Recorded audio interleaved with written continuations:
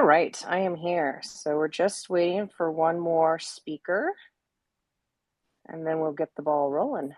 Yeah, so this we thought of this format, right? We kind of talked amongst the group and thought we'd do like a structured format for the spaces. So we'd have like more of a panel discussion. We had some questions, and from there, um, we can open it up maybe at the end for a little bit. But we thought we'd try something a little different than the usual spaces we always have. So yeah, and How's it going, Sean? hey, Sean. Hey, sorry, just get my earpods on. At least your earpods work. My right earpod just died today. I'm like, what's wrong? Won't charge. Of course. I lost mine right before I was about to start the space. So I was like a little flustered. I somehow lost him, but I recovered him and I have my backup pair too. At least you got a backup pair. All right, guys. So should we jump into it? What do you guys think?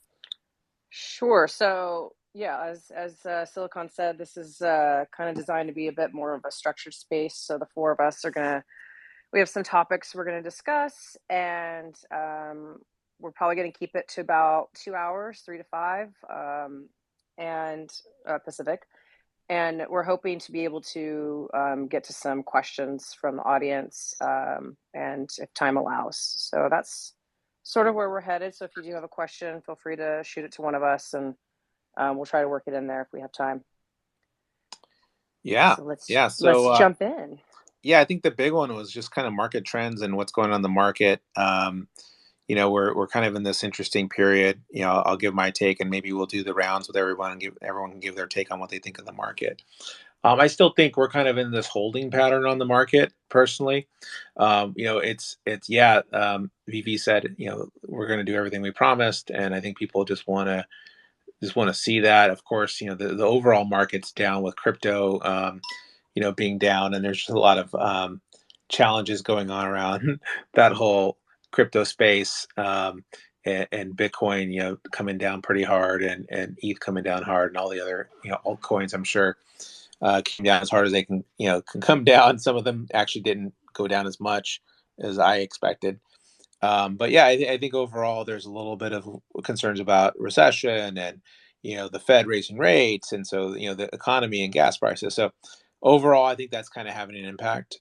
Now, the one thing I'll say is, what I've seen in the past is when inflation goes up, I usually see investment, based on my experience of just kind of research and stuff. People like to go into hard assets, right? Because it's an asset. So as much as we are part of the crypto world, I think in some ways we're part of also the asset space where these collectibles are assets, right? Since they are tied, it's not like we have it's not like we have the crypto called we don't have the crypto called Batman. We have Todd McFarlane, right? The one of 7,500, right? So to give that's my take on it, and people will collect these as they go. Now, when it comes to paying the bills and buying collectibles, I'm sure people want to pay the bills first. And so I think right now is accumulation time, in my perspective. It's a good place for a lot of people coming in to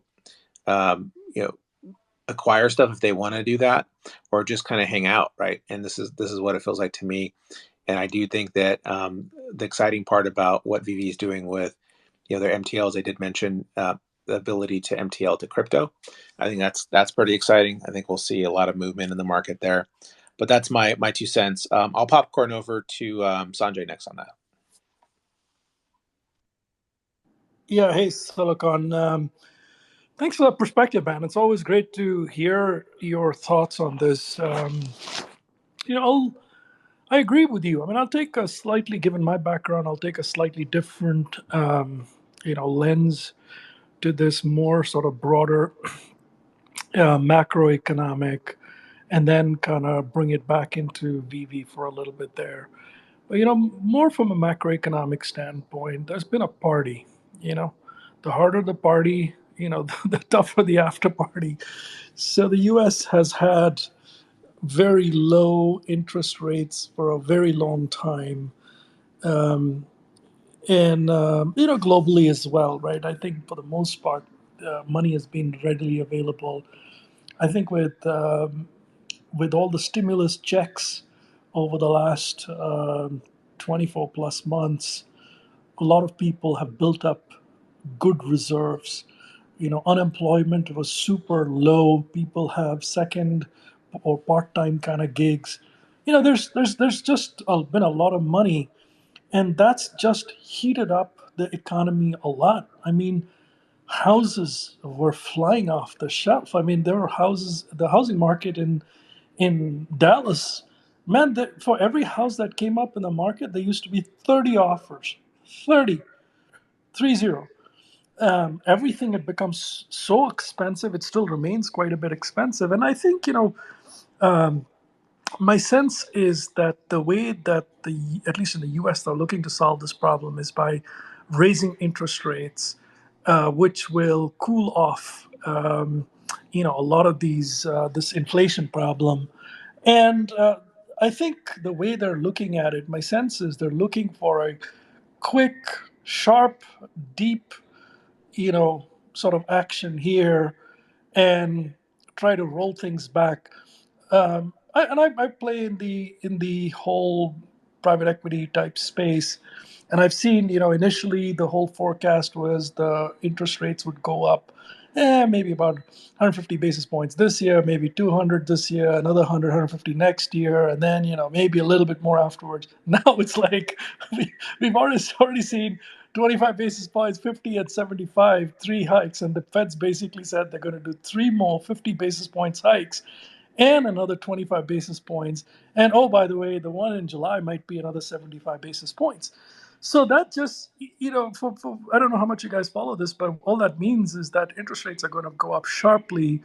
The Fed's bringing down the hammer on this whole inflation problem. So you're going to have a whole, very quick cooling off of those kinds of things. You're going to have a sharp pullback in demand. So the good news is, people have money and they've saved up money. So my sense is that, the US customer at least has money to go through, up to leading up to the holidays, but not inclusive of the holidays. By and large, what they've saved up will get them that far. So now if this thing goes on beyond that, it starts getting tougher in the US. And then if unemployment rises, then you've got a bigger problem. And so far, so good, right? It's not as bad, but we'll see what happens here. Now, that sentiment affects all the people that have money in different asset classes. So there's people who are seeing volatility, right? So the guys who play this whole market, the sophisticated, the savvy guys, they short the market and they do all kinds of stuff, and they go, back, they take both positions, they make a lot of money, riding both sides of this. So, and that for the average investor, that's just a lot of problems, So that's why you've had the stock market fall, you've had crypto markets fall, you've had a cooling off of the mortgage sector, and that's created a lot of uncertainty, and it's affecting almost every asset class. And so that, to me, that stuff is going to last for a period of time. I don't know how long, but hopefully all this uncertainty lasts for 6 months, and then after that, we're on the swing back up. More likely, that's the very highly optimistic scenario. I think the more regular cases, there'll be more like 12 months of pain, and then things start improving. But if you notice, all the previous down markets, the market sees its bottom way before you know way before things start improving. So you have to kind of look at that. Anyway, let me pause there. I think Yeah. that was just sort of my take on a little bit about the broader market and economy. I mean, bring it back to VeVe.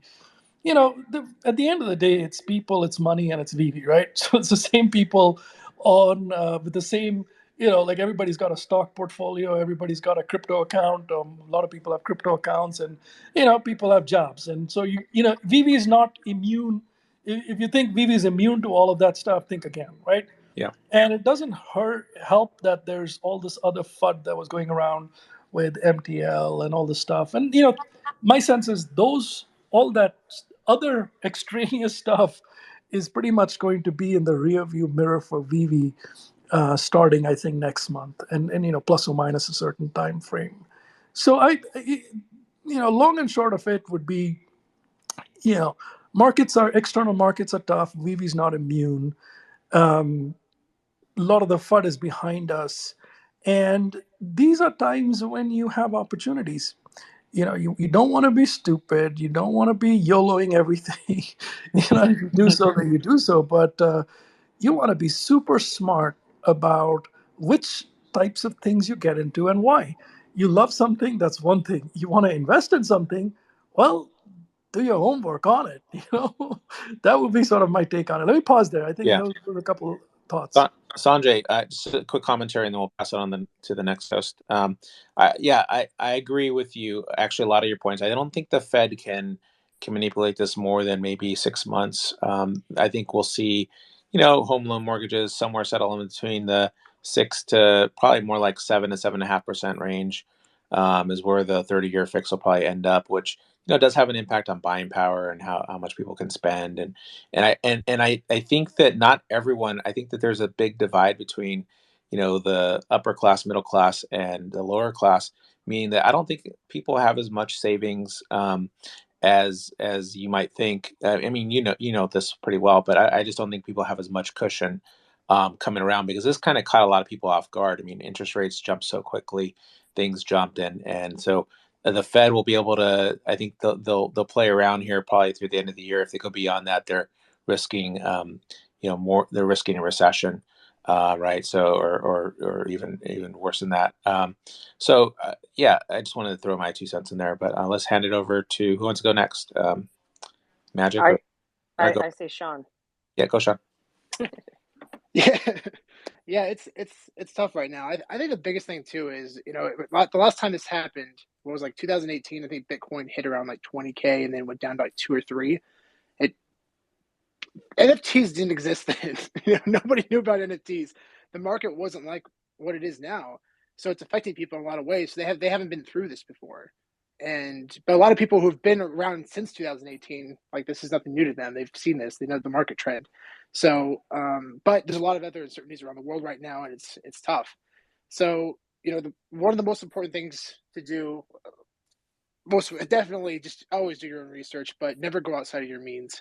It's really important to understand what you're investing in, because there's a lot of really cool things coming on the horizon, I think, and you want to be prepared to get involved in those things, and just make sure that you have that opportunity.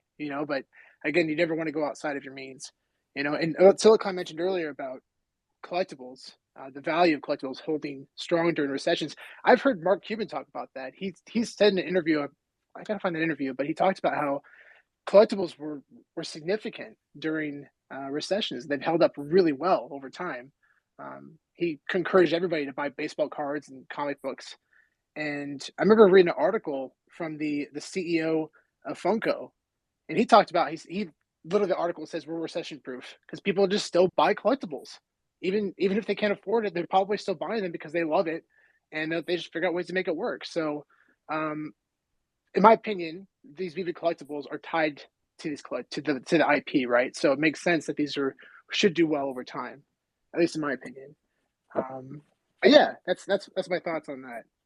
Yeah, Yeah, that makes good me point. wonder if of course we'll at some point hit another recession or another dip, and we'll sort of history will repeat itself. But I wonder if by that time, hopefully it's not for a while, but I wonder if by that time, um, NFTs will have made more of a mark on history and as valuable assets, and that they will see less volatility the next time around because they will be regarded more so as assets rather than they sort of they get lumped into crypto right now.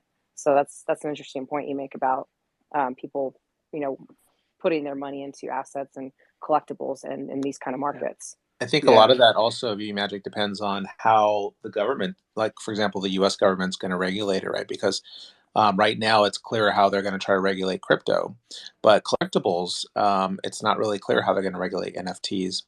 and we think there's going to be regulation, but not really sure, right? And so there could be some pockets of opportunity as maybe crypto gets regulated, but maybe NFTs don't because they're considered a different asset class. Not saying that they won't get, but maybe it's a different kind of regulation. So something to think about there. Yeah, and so from my perspective, I'll keep it just to VeVe. And I'm using kind of my own personal history with coming into this app as what I see happening a little bit, but just magnified. And that is, when I first found out about the app, I wasn't looking for NFTs. I didn't know what an NFT was. I didn't know there was anything in existence. I mean, I don't even know. I maybe had heard about Bored Apes, maybe not even that. And so I looked at them and I didn't understand it. And I still like will tell people every day that I'm not the minority here. There's the majority of people still don't understand NFTs, what they are, why they're valuable, what the future looks like, how basically everything in the future is going to be an NFT. And so, when I came in, I thought, okay, well, Silicon recommended it to me. And so he said, just do what you're comfortable with, which great advice, always great advice. But I said, at least just buy like one thing. Just do me a favor, just buy a Todd. If you do nothing else, just buy one Todd. Okay, bought a few. And I still didn't get it. But then, now that I own these things, I'm keeping an eye on them and I want to see what's going on. And I'm getting more and more involved. And then, it's like the light switch turned on for me when we got Marvel and we got Disney and we started onboarding more people and I started to see where this could go. And then I learned about utility and I learned about just the roadmap that of what could be metaverse. I mean, all that stuff. And that's when, everything came more of a reality for me and understanding the value and importance of these things. But then you run into things where you have all this FUD that's happening and you have all these people that want things, they want it now, they want it yesterday. And, yeah, the company may make a misstep here and there because as we know, it's a young company and in a new space. So, they don't have all the answers because like we're learning, the future is sort of unclear on how regulations, all that stuff, like they're having to sort those things out as they're doing them. It's not like there's a handbook of here's the regulations that you must follow, here's how you get people KYC'd on everything in all these different countries. So we have to also be patient that these things take time and all the people involved are sort of making the rules up as they go along and changing the rules. And so VeVe has to adjust. But when you have all that FUD and then you have people that are upset because, a lot of people came into the app during the height and then their assets are down, it stirs up a lot of this negative environment. So people like me, maybe that came in that are Disney fans and came in, for golden moments in November and they buy these things, but they don't really know what they're doing. And then they hear about all this stuff going on and then they're getting more involved and they're seeing what's happening in the community and the negativity, and that puts fear in themselves, right? They still have this little bit of doubt and I really hope this does well, but do I know if it's going to do well? And so I think it makes people very timid to invest even more and more into it. And so I think there's certainly a lot of factors that go into where we are at now. It's a new asset class, right? And I think that there's also, I think, different layers of this asset class where you see kind of the traditional open sea situation, rug pools, and things like that. And then you also have, VeVe that's really kind of up the game, in my opinion, as far as the quality of the IP and what's possible. You have other projects out there like Backhouse, which I'll go ahead and mention because I have one on my PFP. Again, I think it's going to be about what value you can bring to your customer, right? And so, we have this cool utility with VeVe where we can take pictures and we can, we're seeing clubs sprout up, right? We've got the Partners Club. We got, I think I saw someone start up a Vader club on Discord. And so, these naturally take time. These collector clubs naturally take time, even in the real world for people to kind of come together. But you can kind of see if you fast forward on some of these things like Pokemon. I'm not saying everything's going to be a Pokemon, for example, but you fast forward on these things that do take off, and they, they take off, and people want everything. They want everything related to that IP. And so, you don't have to be 100% right, but you can get lucky. For whatever reason, people think that Disney is going to be major. The first NFTs are going to be really, really important to collectors. Then maybe that's your take, right? Or if it's Batman or whatever it is, right? And so what's cool about VeVe is you have your choice of IP. I mean, you have, or maybe you go all comics, right? So yeah, I like to kind of spin that towards like comics and crypto to Sean, because I don't think we've really seen the comic collectors really show up here, and they're the ones that spend all the money on comics, right? So we're speculating, buying comics, stacking them, right? But we may have to wait some time to see those appreciate. What's your take? Yeah, we definitely, it's going to take time. I've talked to a lot of people in the community, especially people who are like on YouTube and talk about physical comic books. I mean, there's a video we did recently with a YouTuber. His name Comic Book Investments. His name's Dave, and I've talked to him personally, and he also we also did a video together. I mean, I don't know if you guys know, but he made a video about VeVe and how it's a scam. So we Dan Chabelle actually introduced us, and we reached out and they said, "Hey, let's just talk, dude. Let's talk about this because you really don't know what you're talking about. No offense, but he just didn't really know what he was talking about." And unfortunately, he realized that afterwards that he kind of jumped the gun. He didn't do his research properly because he's a really smart guy, by the way, guys. Like he knows the physical comic book market really well. He just didn't do his research on the digital side. And we made a video. We talked about it, but then recently he did another video and kind of just slammed it again. And he said he's going to do another video on it, but unfortunately, like the facts that he was saying, he was interviewing his father, who's an awesome guy. He was interviewing his father, and everything he was saying just wasn't accurate. It wasn't accurate, unfortunately. So it's tough. It's tough. So I'm working hard. I'm reaching out to a lot of people to try to educate and help them understand why it's significant. I have some really cool things in the works that I'm really excited to share with you guys in the near future. But I really hope that this kind of bridges the gap because the biggest thing about physical comic collectors, I mean, there's obviously, aside from being stubborn, they don't understand the potential market, right? I mean, for physical comic books, the target audience is 30 to 50. For these NFTs, it's what, 18 to 30? Literally a whole new audience that you could attract to the physical comic books, it's just so much potential. They don't see it. They don't understand that. They don't understand that the people are excited about collecting physical comic books now because of VeVe. I mean, I know people who personally spent tens of thousands of dollars on physical grails, and they credit it entirely to VeVe. I mean, I that mean, alone says a lot. we've got one up here, Sanjay, Oh, yeah. Oh, who's really? who's all in on Marvel One. Sanjay, I mean, that's what brought you to VeVe. So, Yeah. what if we had 5 or 10 more Sanjays come aboard? I mean, would that make a difference in the market here? I mean, if we're talking about physical comic collectors, right, coming to VeVe, is that what you're referring to, Oh, well, or just I want to spin this more towards Sanjay to oh get like his take of like, so he came aboard yeah with Marvel One, right? And that was his thing. But what if we had, you know, forget about comic collectors for a second, just 5 or 10 more people like Sanjay that said, yeah I'm gonna place this bet, and then you get comic collectors are going, oh, I'm missing out because the argument that I hear from comic collectors is, oh, I can just read any comic on Marvel, right, for $15 a month, right? yeah And I don't think that they really understand the value of what VeVe is bringing. So, Sanjay, no what's your pick? That, because Sanjay's a finance guy, so I mean, I'm sure you know, you can't pull the wool easily over Sanjay's head that easily for him that the amount of money, the amount of comics he has, right? So, I mean, maybe Sanjay, give your take here. Yeah, a couple of things, man. So, first things first, what are the big trends that are out there in on the planet, right? You've got to basically focus on those trends. Where there's big, on that intersection of big trends are big opportunities and big money. So, the internet was quite the revolution. Mobile devices, like there were a lot of people who said a lot of bullshit about the internet, and it, people do everything on the internet. A lot of people said a lot of things about mobile devices, and now we do everything on mobile devices, right? So you've got to find these long-term trends. I mean, even when it was 1997 or 99 or 2000 or 2002, man, the trend of digitization, the trend of mobile, the cloud, these things, were big broad trends, and if you bet on the right side of it, despite the up and downs, in fact the downs gave you opportunities to get into some of these things, these big trends at low prices.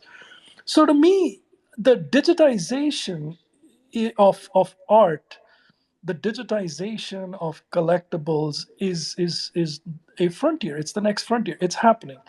Look, look at the number. It's one of the greatest marketing opportunities that the Fortune 500, only a few have figured out.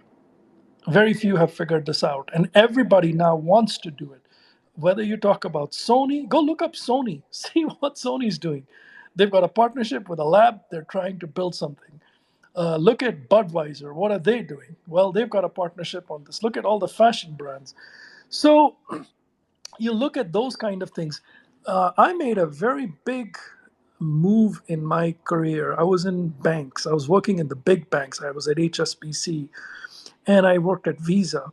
And I left all of that to take up a role in Amazon, to run a card business in Amazon. Because to me, at that time, I felt like at the intersect of retail and payments is this huge financial opportunity. And I ended up doing very well personally. I got a whole bunch of equity, and that equity multiplied. And then I went and I did that in two other places, and that went up like, a lot. So literally, I made several millions on that type of that one opportunity, which is the intersect of e-commerce, payments, and finance. That intersect made me a whole bunch of money. And then, once I left that, I felt like, okay, look, what are some big trends out there? I played the crypto thing for a little bit there, made a little bit of money, but I then found collectibles. I mean, Silicon, to bring this back, to me, I felt like this was a tremendous opportunity. Why is this company called VeVe dealing with Disney? Or why is Disney dealing with VeVe? And why are they dropping the first comic book ever on from Marvel on this app as their first comic? These are things where, and you these are things where you go in early, go in hard, and then you sit and wait and watch, right? So that was sort of that decision there. I mean, again, golden moments for me was the same thing. The Vader stuff was the same thing. So I've in this is not financial advice of any kind. I look at this whole ecosystem and I see the digitization of this class of assets happening.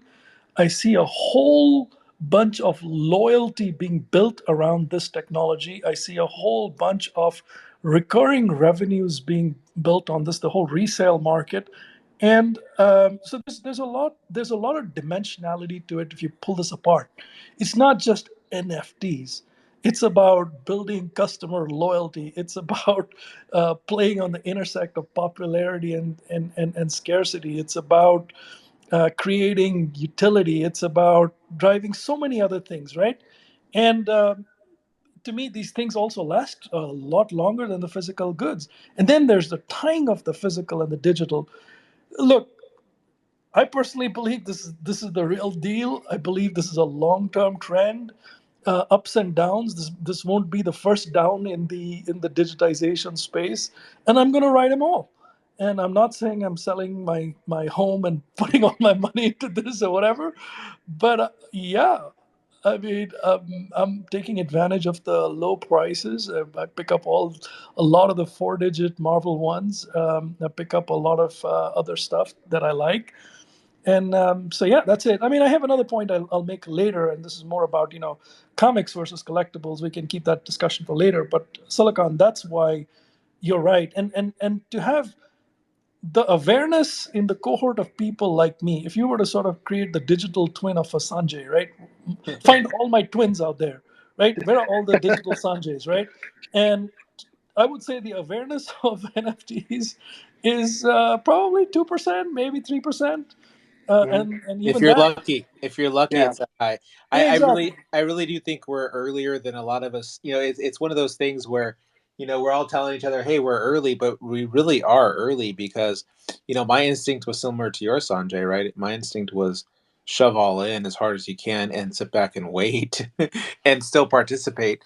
And I think that, Vivi's already proven it. They've proven what's possible here. They've already proven to the licensors. Do I think the licensors are going to be like, oh well, I guess that fad's over?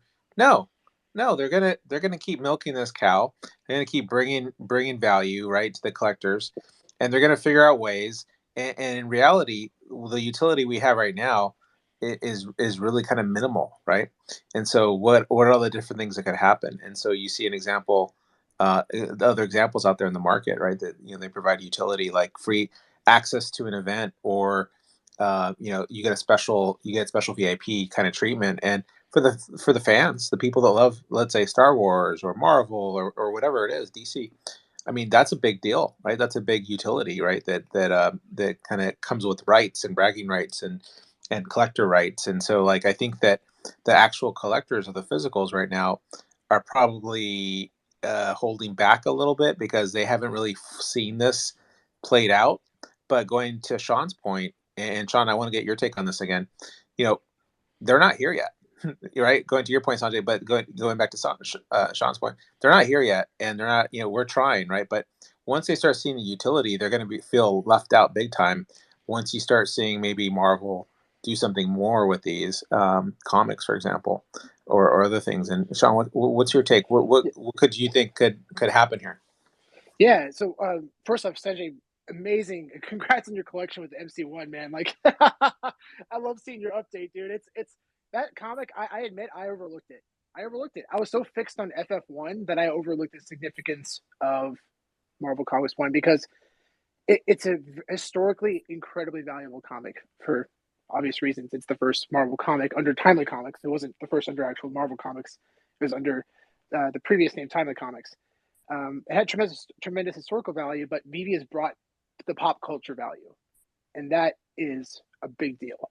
And I'm excited to see the physical sales, which happen maybe once a year, because again, there's only 64 physical copies in existence, right? So you see maybe one sale a year at most. But when this thing hits 10, 20, who knows, $30 million over the next 10 years, how is that going to affect the digital side? That's what I'm excited to see. Because when you see these record sales, I mean, it doesn't exist in physical format. So people are going to go to the digital side.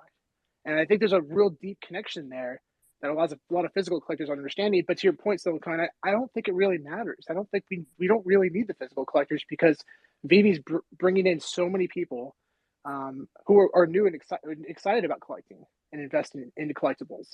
The thing that I absolutely love, that I'm really excited about for these comic books, is I don't look at them as reprints. Some physical collectors, that's another argument they have. I don't look at them as reprints; they're digital counterparts, and I think they carry as much weight as the originals, in my opinion, because they're connected to the IP. But what's really exciting about this is accessibility. Accessibility, being able to buy, sell, and trade these instantly around the world. That is insane because people. I mean, there's a lot of Instagram accounts that won't sell comics around in different parts of the world. It's U.S. only. And on top of that, I have friends in South Africa. They mail shit there. It sucks. I can't mail anything to him. It's awful. I feel terrible that I can't mail anything to him because he knows it's going to get stolen. So I have to send things to a certain way. But that's to my point. Being able to send, I've sent him so many comics, and we talk about things, and it's just he's really excited about it. And its accessibility is so exciting for me, but for all of this. So I think one thing I would share is personally for me, I'm make these bets. I plant these seeds, and I do a lot of homework. I plant these seeds, $50,000, $100,000 in different types of things, and some of them kind of do just okay. But every once in a while, there's one of these that hits seven figures, and I've planted the last 3 years, I've planted a whole bunch of seeds. I've kept my liquidity very low in a number of places in venture capital. I've invested in some incredible companies. I've done VeVe, I've done a whole bunch of other things. And I'm also kind of working towards kind of getting back into the regular kind of thing through private equity, right? Run a business and stuff. Man, guess what happens if one of my investments becomes like a 7 or 8 figure kind of a return? Guess what happens to the Marvel ones? You don't need any digital twins, man. I'll buy that shit up because I can. You know what I mean? No, seriously. If I get a 7 or 8 figure return on one of my investments, guess what? Those those Marvel ones are gone, my friend. You say goodbye to them. I don't care what price they are. You know what I mean? I'll buy them. I'll buy the commons all the way up to 1,000 or whatever, man. I'll buy those uncommons up to 2 grand. Have a nice day. So, and I think Silicon, you're probably in the same bucket, man. Like if you end up hitting one of your things ends up hitting something, man, say goodbye to them Dodds, man. Like, you're the new Dr. Profit in town. So I think, so I Doesn't think take there's, much. Doesn't take much on the really. Yeah, I mean, we're believers already, right? We're already on board. So yeah. I mean, what if another Dr. Profit came on board? I mean, well, I'll tell he's you an what happened anomaly. with Silicon. I'll tell you what happens if Omi hits $1. God, God, God damn it! If Omi hits $1, we've got like a couple hundred Dr. Profits in Vivi. You forget those Donnies, you forget everything, man. Those shits are gone so fast. It's not funny. No, really. I'm not saying it's happening. I don't know when it'll happen, if it'll happen, all that stuff. There's no such thing. Uh, If that if Omi hits $1, God damn it, Vivi. This Omi doesn't even need to hit a dollar. Omi hits a nickel or a dime. I think that you're going to see a lot of money flow into VV yeah. from crypto. Yeah, so I think we don't even need another million people or whatever, man. The 200,000 or whatever we have here, that's good enough, man. I, I, I will say too, there are definitely people who are standing by waiting to buy with cryptocurrency. I mean, I know a few people personally. I'm like, hey, I know, yeah, I don't see names, but I was like, buy into this comic book, buy into this golden moment because it's going to be significant long term. He's like, cool, can I buy it with ETH? No, you can't buy with ETH yet. Okay, well, let me know when you can buy with ETH because he has so much ETH. It's ridiculous. We're talking millions and tens of millions of dollars in ETH, and he doesn't care. He just says, well, let me know when you can buy with crypto. So I think being able to cash out and also buy with crypto is going to be very, very important for a lot of these big whales to come in. But I personally think it's inevitable. I think we're just going to see a lot of people kind of flood into this, especially if there's really cool utility tied to the collectibles. And I mean, the comic books, they speak for themselves. But yeah, I think it's inevitable. I totally agree. Just since the room's gotten a little bit bigger, I wanted to make another announcement that the space we're holding today is more of like a panel discussion with the four of us. We sort of talked in the background about holding this space and what we wanted it to look like. And we are hoping with some extra time that we will be able to take some questions and stuff. So if you do have a question or a topic you'd like to discuss, feel free to message us. But that's just don't feel like we're ignoring you if you're asking to come speak. It's just that's more of the space that we're going after today. So I wanted to ask you guys what and I think I know, but for the audience, what is your specific strategy right at this moment? And do any of you plan on cashing anything out once you can? I can go first. My strategy is to just keep stacking. When I have decided I see an opportunity in the market, I'll keep putting stuff in. There's been no major cash out on my end at all. And in the future, if I see valuations go up, I think the one lesson I learned was, things were going wild in January, and we all thought, oh man, this is nuts. Like, let's go. And so maybe I would have taken a little bit off the table, not much, but to wait to push it back in when it comes low. I think there's a lot of people that are really good at flipping, and there's a couple people I know that are really good at flipping their whole collection. So like we met someone at the event that had almost 1 million gems in his account, and just from flipping stuff around, right? So I think that's an interesting perspective. The devil's advocate to that is that you know I really do think that in the future, there'll be more value held on things that weren't flipped as much, and maybe that's just something I'm speculating on as far as value. But if you have a collectible that does increase in value, let's say like a Marvel One, and you are going to pay $1 million for it. Well, why would you pay 1.2 versus 1 million for something? Maybe you'll look at how many times it's made the trip back and forth in the marketplace as a differentiator. Again, I think this is going to be for higher dollar items, where there'll be more speculation around that. But at the end of the day, my goal is to get high dollar items. So, but yeah, I mean, if there's an opportunity, I think Omi's an interesting opportunity right now too. All crypto really is, and a lot of people are going the extreme bear case on everything.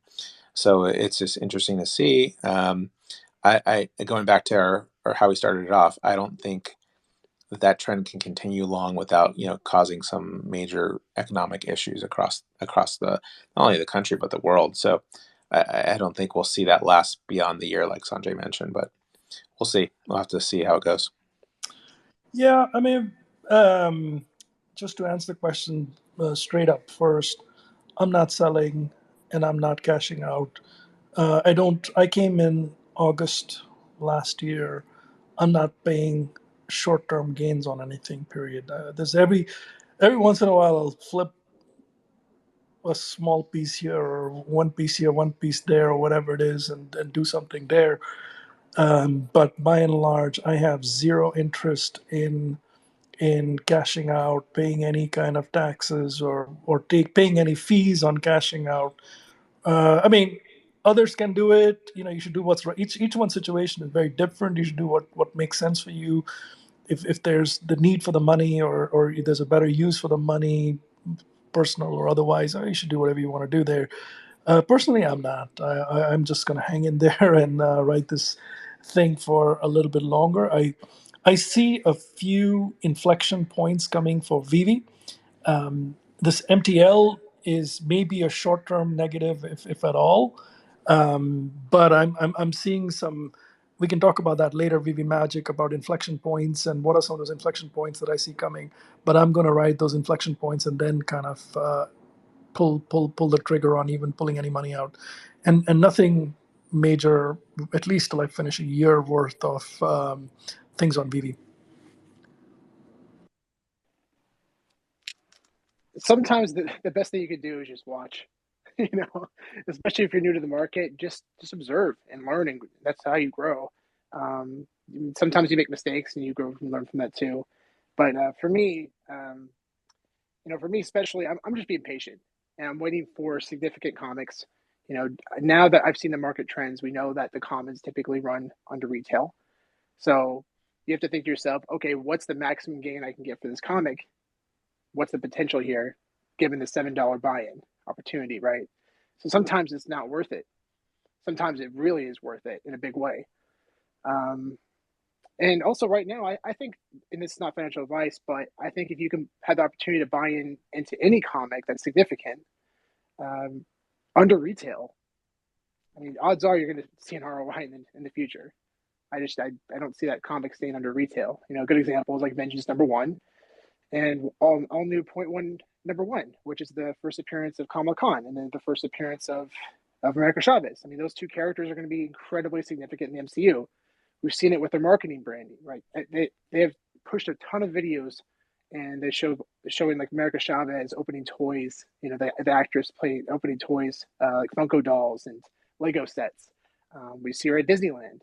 You know, VeVe Magic's brought that quite a few times. You know, there's characters at Disneyland, if they're going to put the time and effort and resource into casting, makeup, costume, they're marketing these characters. We know they're here for the long games, the long term. So it's important to think about this stuff.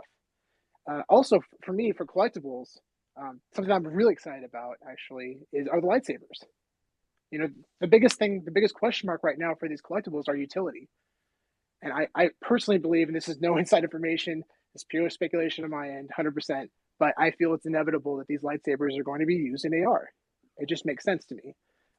And given the popularity of Star Wars, given the fact there was a Times article that talked about lightsabers, now Disney now sells 10 million lightsabers a year. 10 million lightsabers a year. So when 200 plus million people are wearing AR glasses, is it going to really matter? There's 60,000 lightsabers. It matters right now because the technology's not there yet. When that technology catches up, I think it's going to be very significant. So this is my opinion, is the one collectible that actually it screams utility, you know, for sure, in my opinion, at least. So, and right now you can get Yoda lightsabers for a third of the price at 20 gems. So it just makes sense to me. But yeah, what are you guys' thoughts on that? A couple of things. I mean, I'd say um, if you there's Vivi's in a short history has oscillated between collectibles and comics. Suddenly, collectibles are very hot, and the whole Disney drops and everything's going on, and then suddenly comics are hot. And all I can tell you is just don't get too comfortable with any one particular idea, because when MCP comes, it might drive one or the other. Um, if these IPs decide to build fandoms, today we have VV groups and stuff, right? If they start building fandoms and they start creating if you buy this, or if you have this, this, and this, you get, and you automatically qualify for this or something like that, right? Suddenly you'll find those collectibles picking up. And then the metaverse is a real thing. That's There's a lot of energy and momentum behind the metaverse. Now, there may be 50 or 100 companies chasing the metaverse, and maybe 5 succeed in the end, no different than the internet space or any of these other technologies.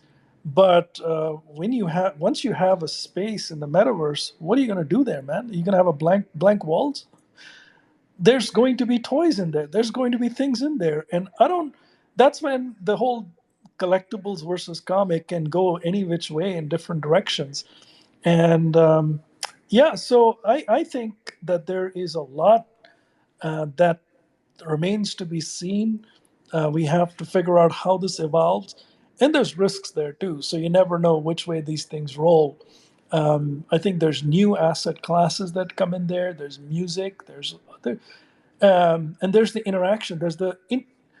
So a couple of things. So first is just the pure digital thing by itself. Then there is the digital stuff in the metaverse. Then there is the digital and the physical connect, where they do physical and digital together, and one drives demand for the other, and things like that, right? So I think there's a lot there's a lot to unpack there, and we're all sitting pretty early in this whole journey trying to figure out which way this thing rolls. And just don't go all in on one thing thinking just that one thing is going to be it all, and YOLO it, because this digital space is evolving. So be smart about it, be super smart about it. Yeah, I agree with that. I try to have a variety of items that if I have the ability to stack that I do. I haven't gone all in on just one item. There are certain things I like more than others, and so I have more.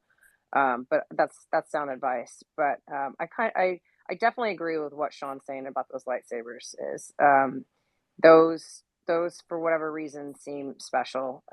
They're well done for one point. The sound integration and the turning on and off, and it exactly what he says. It screams utility. Like, it makes so much sense. And just to think that companies like Marvel and Disney and all of those guys aren't, even DC, obviously we already know DC has figured out the utility portion, but to think that they're in this space and not doing their own research and understanding other projects and what other projects are doing, and then thinking themselves, okay, cool, but how do we take it the next step beyond that, is naive. Like, if you don't think that they're doing that, like, we've seen the hiring. Disney's doing a lot of hiring for their metaverse and NFTs, and I think they've got people solely dedicated to what are these other projects providing, what can we do better, what are the customers going to want, what are the people buying this stuff going to want.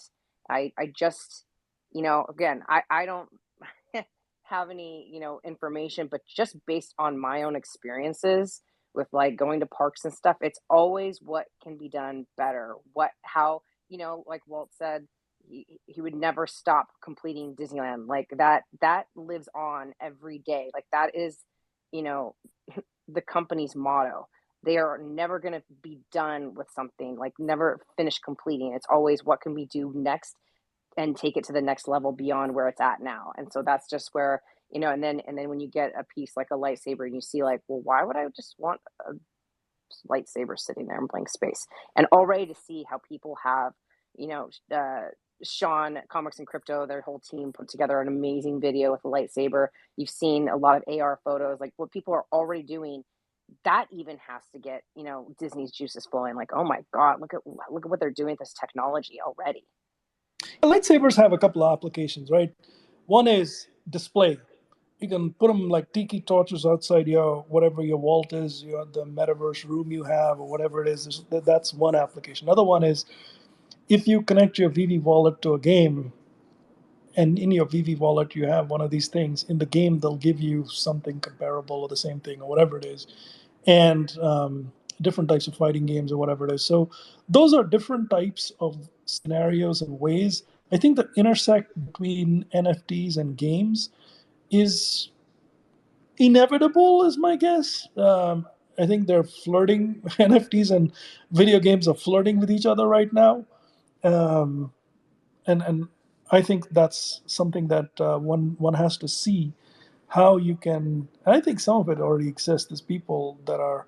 I advise a couple of companies in the space, and I know that they've already started thinking about it, and they're kind of building some things like that. So those are all. I mean, just lightsabers. I think is just sort of one example of it, right? There's other things like it too. I think the Mighty Marvels and the all those other things too, right? I mean, there's rumors. There's a lot of rumors in VV, in the VV community about hey, this, and this. But if you think about it logically, why not, right?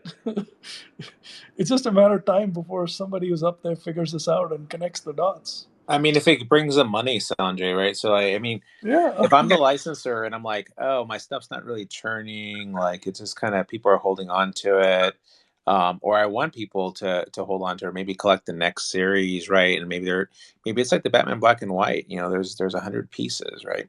So how am I going to get people motivated to do that? One, to hodl, and then two, to maybe be surprised. Like we've seen some utility with airdrops, and to me that again is not really the potential here. There's a lot more potential, and I think the engagement is also the key part that VeVe's made really clear that they bring to the table that no one else can bring. The fact that their customers engage with the content for as much as they do, and talk about it and tweet about it and make videos about it. I think that's an understated thing, because we know that if it's talked about, it's kept alive. Like I don't think Marvel One's been talked about this much ever, in my opinion, right? Until VeVe, right? Uh, and some of these comic books, maybe they've not been as relevant because they've been unattainable in the physical form, right? Or they've been too expensive for collectors. So you kind of have this renaissance with a lot of these comic books, and I think we get a little surprised when we see, oh, there's Hitler in this one, or there's whatever taboo topics right nowadays. But it's a part of history, and I think that you can own a piece of this, own a piece of history if you like, Captain America, or you like, Spider-Man. You can collect all the Spider-Man. You have an opportunity right now to do that. Again, not financial advice. I'm just telling you what I'm doing. I haven't sold any one of my 540 comics. I'm just hodling. Just I don't have as much as like a lot of people, but Yeah, I'm just I'm thinking years out, yeah. and I don't think we're anywhere close to any appreciation. The market's not even close, right? We're all selling to ourselves at this point, right? You used a very important word, engagement. Hmm. It's not just about what you have, it's how you engage customers. Yahoo was the thing. AOL and Yahoo were the bomb, right? Until Google came along. And then Facebook was great until some of the other social media things came along. So it's everybody's fighting for a share of engagement. So VeVe, I'm pretty sure, is going to figure this out. And all these other brands, they're all going to figure out. Look, man, you sold a partner statue, you sold this other thing. Now, so what, right? The whole landscape is going to be littered with a lot of insignificant things out there unless there's engagement. I believe that VeVe and these brands are going to figure out engagements. Think about it. Look at the artists who engaged us, their stuff got talked about and there was more action there. The guys who haven't done anything, their stuff, I don't know, man. People like some of the new people don't even know that stuff is on VV at all. So I think there's going to be a real battle amongst the different types of projects and NFT companies for not just who's on, like we all of us have accounts everywhere, right? I have Recur, I have HRO, I have all this other stuff, Suite, and a lot of you guys have different types of things. But who he who engages us, gets our share of mind and time, is the one who's going to make a greater share of the wallet. And Vivi right now owns that space for comics. On the collectible side, I don't know. I mean, I know Vivi had a pretty big lead, but now there's Bat Cowl, and they've got a share of action there. HRO's got a share of action there. I mean, all of them have had ups and downs and stuff. On the comics, VeVe outright winner. On the collectible side, remains to be seen, and all of this stuff is sort of V1. I think there's a V2 with engagement of collectibles. There's a V2 with engagement with music, engagement with games, all that other stuff, utility. Those are all. My belief is they're coming, and that's where you take the bet. That's where you say, Andre, I saw some speculative videos about, we totally forgot about the retail outlet, right? The fact that, I think this is another thing is when economies do go bad, people spend money on video games and other things because it's not a lot of money comparatively to going on a trip, right? I can go buy a video game, I can go buy a collectible, I can go play with something. I think that at the end of the day, they can kind of spend a little bit and have fun with, let's say, a collectible. And so, yeah, I think that there is a possibility here that because if Vivi can connect into retail, just like you look at what HRO did, they can connect in a way to the world that not a lot of these other projects can, right? And they can get engagement there. And I do think it is important because you know this is these become like lexicons and right now we haven't even tapped the potential here, in my opinion, with Vivi. It's just the people that jumped in saw the opportunity, go, hey, let's go and let's stack, and then we're like, okay, well, where is everyone? you know, but where everyone is everyone's out there living their lives, and so as soon as you bring some really cool ability to engage people through these NFTs, like you're saying, kind of the towing the line between gaming and collectibles, or NFTs. I think that's gonna be the game changer, and I think these companies are already talking about it. I think it's already probably something that they're figuring out, because why wouldn't they? I mean, that's what I would be doing if I were them. agree, man, agree. Still wanted to circle back to VV Magic was talking about with the marketing. What's really special right now for comic books, we've seen a lot of consistency from Marvel for the comic book drops connected to the films that are coming out, right? So we saw in the Multiverse of Madness, we saw the first appearance comic of Doctor Strange, Strange Tales 110. And then we saw, and then also Strange Tales 111 of Baron. And then America Chavez, we saw Avengers #1. And then Ms. Marvel came out. We saw her first guest appearance and then her first full appearance comic. So this is a good opportunity, and this is something I tell physical comic collectors, like, guys, you should understand, like, the comics that they're dropping, they're very intentional. They're very intentional what they're dropping because they're marketing their films and shows that are coming out in the soon and also distant future. So it's safe to say it's not well, speculative, but it's very possible we could see a very significant comic come out next month for the drop of uh, the next Thor film. So I'm gonna let you all do your own research on that one, but but it's exciting because you have an opportunity to, if you do your own research and you start to understand that these things are happening, you start to see the trends, and then you can pick up on those trends and capitalize opportunity. And what do you think about the whole Obi-Wan Kenobi of bringing out a brand new comic in conjunction with the show? It's super awesome. I mean, I know there's some first appearances in that comic. It's still very new, so it's hard to say how it's going to play out over time. I think it's going to tie especially to those characters and how well they do in the show and how popular those characters do. But I think it's awesome. I mean, that's a perfect example of where this could all go. I mean, I can definitely see Marvel dropping issues or even series that are only digital. I don't know if it'll be necessarily an older character, um, but I think it's definitely Sleeping Comics has brought this up. Big shout out to Sleeping, but I think they would probably drop like newer characters. He's mentioned this. I saw a recent video with him, and he mentioned this, and I totally agree. I think they could probably introduce a new character, make it completely digital, and that'll be interesting to see how people react to that, especially on the physical side. Because if this character becomes popular, how are you going to ignore it? How are you not going to get involved? I still think they'll It, do physical things, but like physical drops or do physical counterparts here and there. But that'll be an interesting experiment for sure.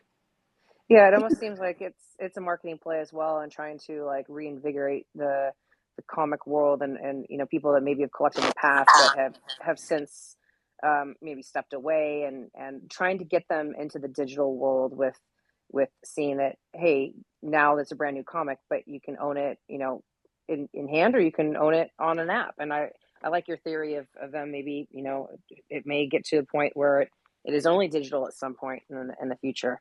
But I just see that as another show of faith that, this is a long-term plan on, the whole Disney Marvel umbrella, that, if you're coordinating shows and NFTs to release basically simultaneously, you're in this for the long haul. This is a long-term vision play, in my opinion.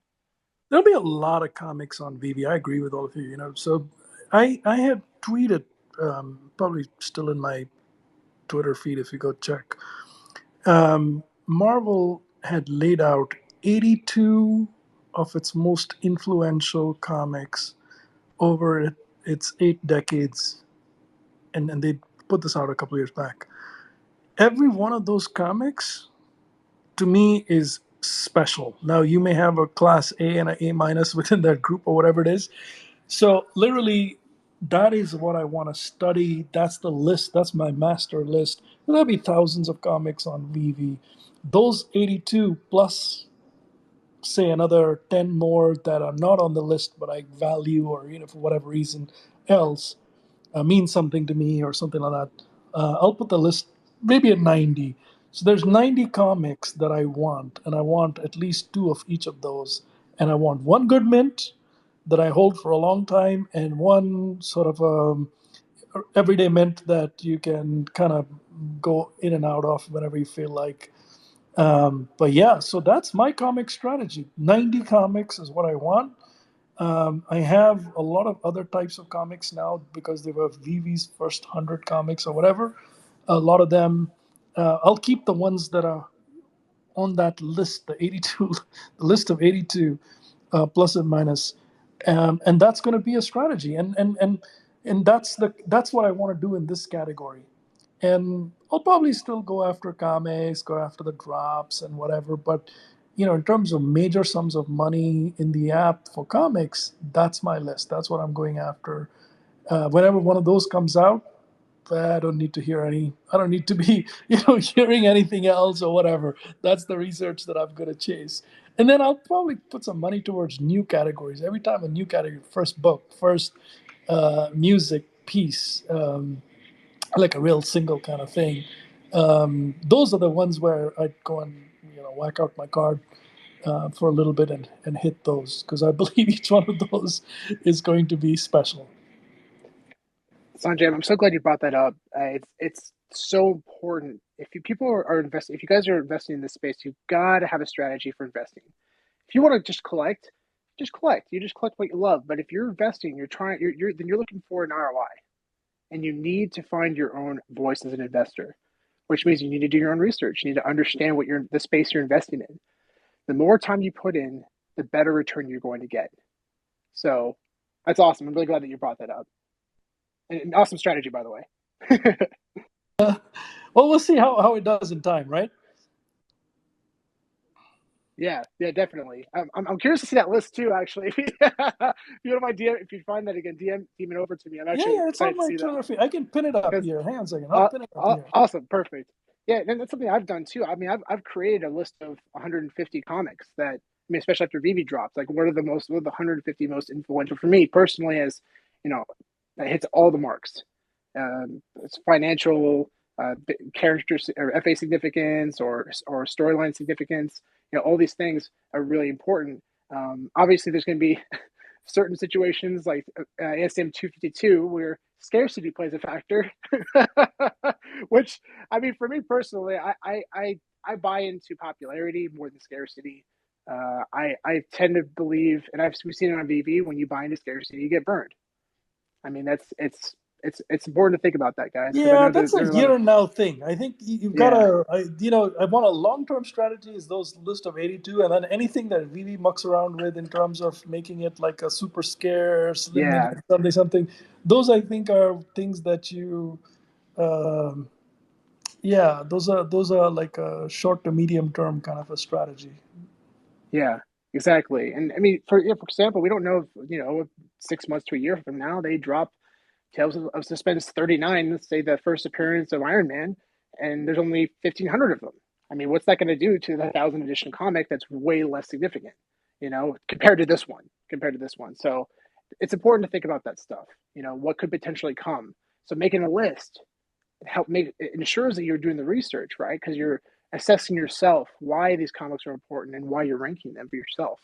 And this also you can probably presume over time that they'll eventually drop on VeVe, or Marvel will release them as NFTs. So it's a patient game for sure, but it's when you're prepared and you're ready to make moves, that's when you will reap the benefits, in my opinion. That's the one nice thing about the comic side, is that you can sort of forecast um, potential things and make lists of if this comes, this is what I'm going for. And to some extent you have that on the collectible side, but to another extent you really don't, because we've already seen that they've released things that we had no clue that they would even dreamt up. Lenticulars were a whole new thing that I never saw that coming. The way they chose to do villains, the way they chose to do mighties, like you can't predict those things, so it's harder, and you have to really you can for some of the, and then there's people that are upset about the superheroes, right? And that they don't look like the movie characters that we know, which there's reasons that go into why they can't do that, so they look like the comic ones. Um, and so to an extent you can forecast a little bit on, especially now that we see the marketing tied to it, you can think about what could be coming out in conjunction with future movies and all that. But it is a lot harder. There's certain things that I hope to see with Disney, but I have no idea how they will creatively design and decide to showcase them and put them in an NFT format. And so that again kind of points back to some of the amazing stuff that we have so far that's been done so beautifully. Like those are ones that I certainly feel more drawn to, because we could be blown away. They could throw something out there that nobody saw coming, and sort of is a new grail that you didn't think would be, or you could realize 6 months from now, man, I really should have gone harder on some of these golden moments, or I really should have gone harder on Spider-Man comment, or whatever it is. So it is a little bit harder to predict and take a temperature of the collectible side, for me at least, because we don't have that history as much as you do with the comics. Look, too many people follow other people. Mhm. The real money is made when you do your homework and you pile in early. Silicon piled into the Tods early. There was nobody else kind of whack about Tods and this and that. He saw the opportunity. He should tell a story of what was in his head and what was he doing. I mean, to me, I was very focused on Marvel once. I went after it with a vengeance. I could care less what anybody said about it, right? Care less. Literally, I did my homework on it. I was convicted. That's what I wanted to do, and I went crazy on it, right? And honestly, the market's down, this and that. Man, I bought my MC1 Secret Rare for $3,000, and whatever the price is now, I mean, it's still way more than what I bought it for. I bought those MC1 commons all the way from 8 to 30, 50, 90, whatever, and so you have to, if you're looking at this as an investment, then you've got to do your homework. You've got to be convicted, and you've got to move in a strategic manner. Nobody, this is not like butter. If you spread butter on bread evenly, it's not the way you're going to make your money. As an investment, you've you've got to have, like, okay, I'm going to put half of what I want to put in to something, or a third and a third, and then there's this other one third that I'm going to spread around, or whatever it is, right? So how many of you have a strategy on VV? Is it the flavor of the day, the flavor of the month, and the whatever you have so far, and the whatever happened to it? I mean, if it's a playground for you and you've got 5 toys, that's one thing, and it's it's a very small sum of money. That's one thing. But if you've got serious money in this, if you've got 100 plus collectibles or whatever the number is, or more than a certain amount, a material amount, and if you're seeing the 90% of the money you put in as an investment or 70% you put in as an investment, well, you better have a freaking strategy. You got to have a strategy of what you want to do. How much of it is play money? How much of it is kind of float in and out trading money? And how much of it is an investment? And there's just no different than any other market. There's long term investment, which is sort of you're holding it for a year plus. There's swing, which is you're kind of in a 2 month, 3 month cycle. You buy in, you hold it for a couple of 4 to 6 weeks, maybe 8 weeks, and you flip. And then there's your day trader strategy, which is I'm buying it in the morning. When the drop happens, I'm sniping the low mints and I'm selling them or whatever. And you put a substantial amount of money or whatever amount in each bucket, depending on what you think your skill set is and what your play is. And the investment money is where don't follow the masses. You'll never make money just following the masses. You're the last guy or the second last guy to pick it up. You ain't making the money. You got to be the Silicon Secure going in and picking up the Todds early. You got to be, you know, the guys who pick up other comics and collectibles early. And if you're wrong, you got to make sure that you can handle that as well, or you've diversified a little bit, where Anyway, let me stop there. I mean, I wanted to make that point about being methodical about what you want to do, and being strategic, and thinking it through as to, based on your skill set, what you are good at, and based on what's out there and your homework, what you can do. And if you're investing, listen to everybody, but make your judgment and move fast. You got to move. Be once you're convicted, don't fool around. Move fast, move early. Like even with Vader, right? I didn't have that much money for all these things, but with Vader, the moment it came out, the market opened, it was 600. I was like, everybody in this community was talking about Vader. There's not a chance that this collectible, if it had opened at 4 grand or 6 grand, I would have probably not done it. At $600, Vader, you are man all day long. I just kept hitting buy now, buy now. It didn't work because people were doing whatever. But I finally got one for 800 or 900, 2 pieces. And yeah, man, that was like, honestly, if Vader was my main goal, I probably would have hit like, I would have taken 40, 50 of them, and I returned a nice, meaningful profit at the end of the day on that whole thing, let alone like in a little bit of time. So, That's a good one that you bring up because as you were speaking, I was going to say that's the great thing and also bad thing about these spaces is they're a wonderful place to get a lot of knowledge and hear from people who know inside and out on certain IP or comics or artists, and so you can gain a wealth of knowledge, but it can also sway you. If it's one of them. There's been a couple of times where I have sort of fallen into that where I didn't really care that much about something, but the community got me kind of hyped up on it, and then I end up regretting buying it because I'm like, I didn't actually really want it. And so you're right about it's so important to have that strategy before you know, when you determine what am I here for? What do I want to do, and what are my goals? Because it's very easy to get swayed on that, and then be upset. And it's then you get especially in these down markets, you get people blaming the community.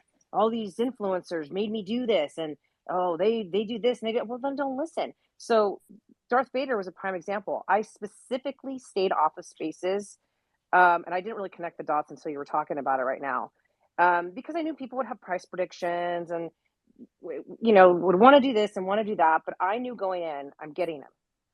To me, this was like another. I'm not even gonna get into the debate of who's better with him and Walt, but I joke around about it. But I'm not gonna have that serious conversation. But I I knew I was not gonna make the same mistake that I did with Walt. I was gonna get at least two of him. I had the gems ready, and I wasn't gonna let anybody influence me one way or the other. I didn't want to be in spaces and feel like, okay, so they're saying it's gonna come out at this price, but then it's gonna dip, so I'm gonna wait for it to dip. No, like as soon as I could get one, I got one, and then I got another one. And it's funny because it was so hard to obtain them, even at the prices when they first came out. I couldn't hit one until 1,000. I could not secure reservation. It was like such a struggle. But that's where I was like, no, I'm going to tune out spaces for this moment in time because I already know my plan and I'm not going to let chatter, whether good or bad, I'm just not Yeah. going to let it sway me. Yeah, if you're making a decision based on what people tell you later in space, oh, it shakes, it moves, it rolls, it sings, you know, it might do all of those things, but you're late to that party. So don't be influenced by that kind of BS. Do your homework early, be ready. Have a stated strategy and approach. And you'll hear people and they're not malicious. Oh, it sings, oh, it wags its tail, it does this, you know. I mean, I think you got to buy what you like. I mean, we all know Star Wars is a big deal, and how many years were people talking about Vader? Like you said, Sanjay. I mean, it was one of those things where you got to trust your instincts, and there was an opportunity, and for the smart flippers, again, we know someone in our community that bought 30 and sold 28, right at the high. So, I mean, even if you want to, regardless if you want to hold or you want to flip or whatever your game is, I think there's definitely opportunity. I think that long term, obviously, again, not financial advice, but for me, I'm like, okay, I got a couple on the drop, and I picked up 5 aftermarket. I'm like, this is a longer term hodl, and I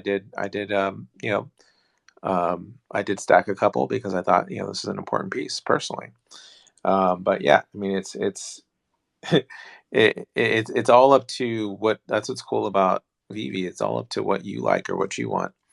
And I think the key here is stay focused, right? Can you talk a little bit about obviously with the Todds, you went in early, you went in hard, you really couldn't care less about what everybody else is saying. What are some other, A, share that example. B, what are some other things that you sort of applied that to?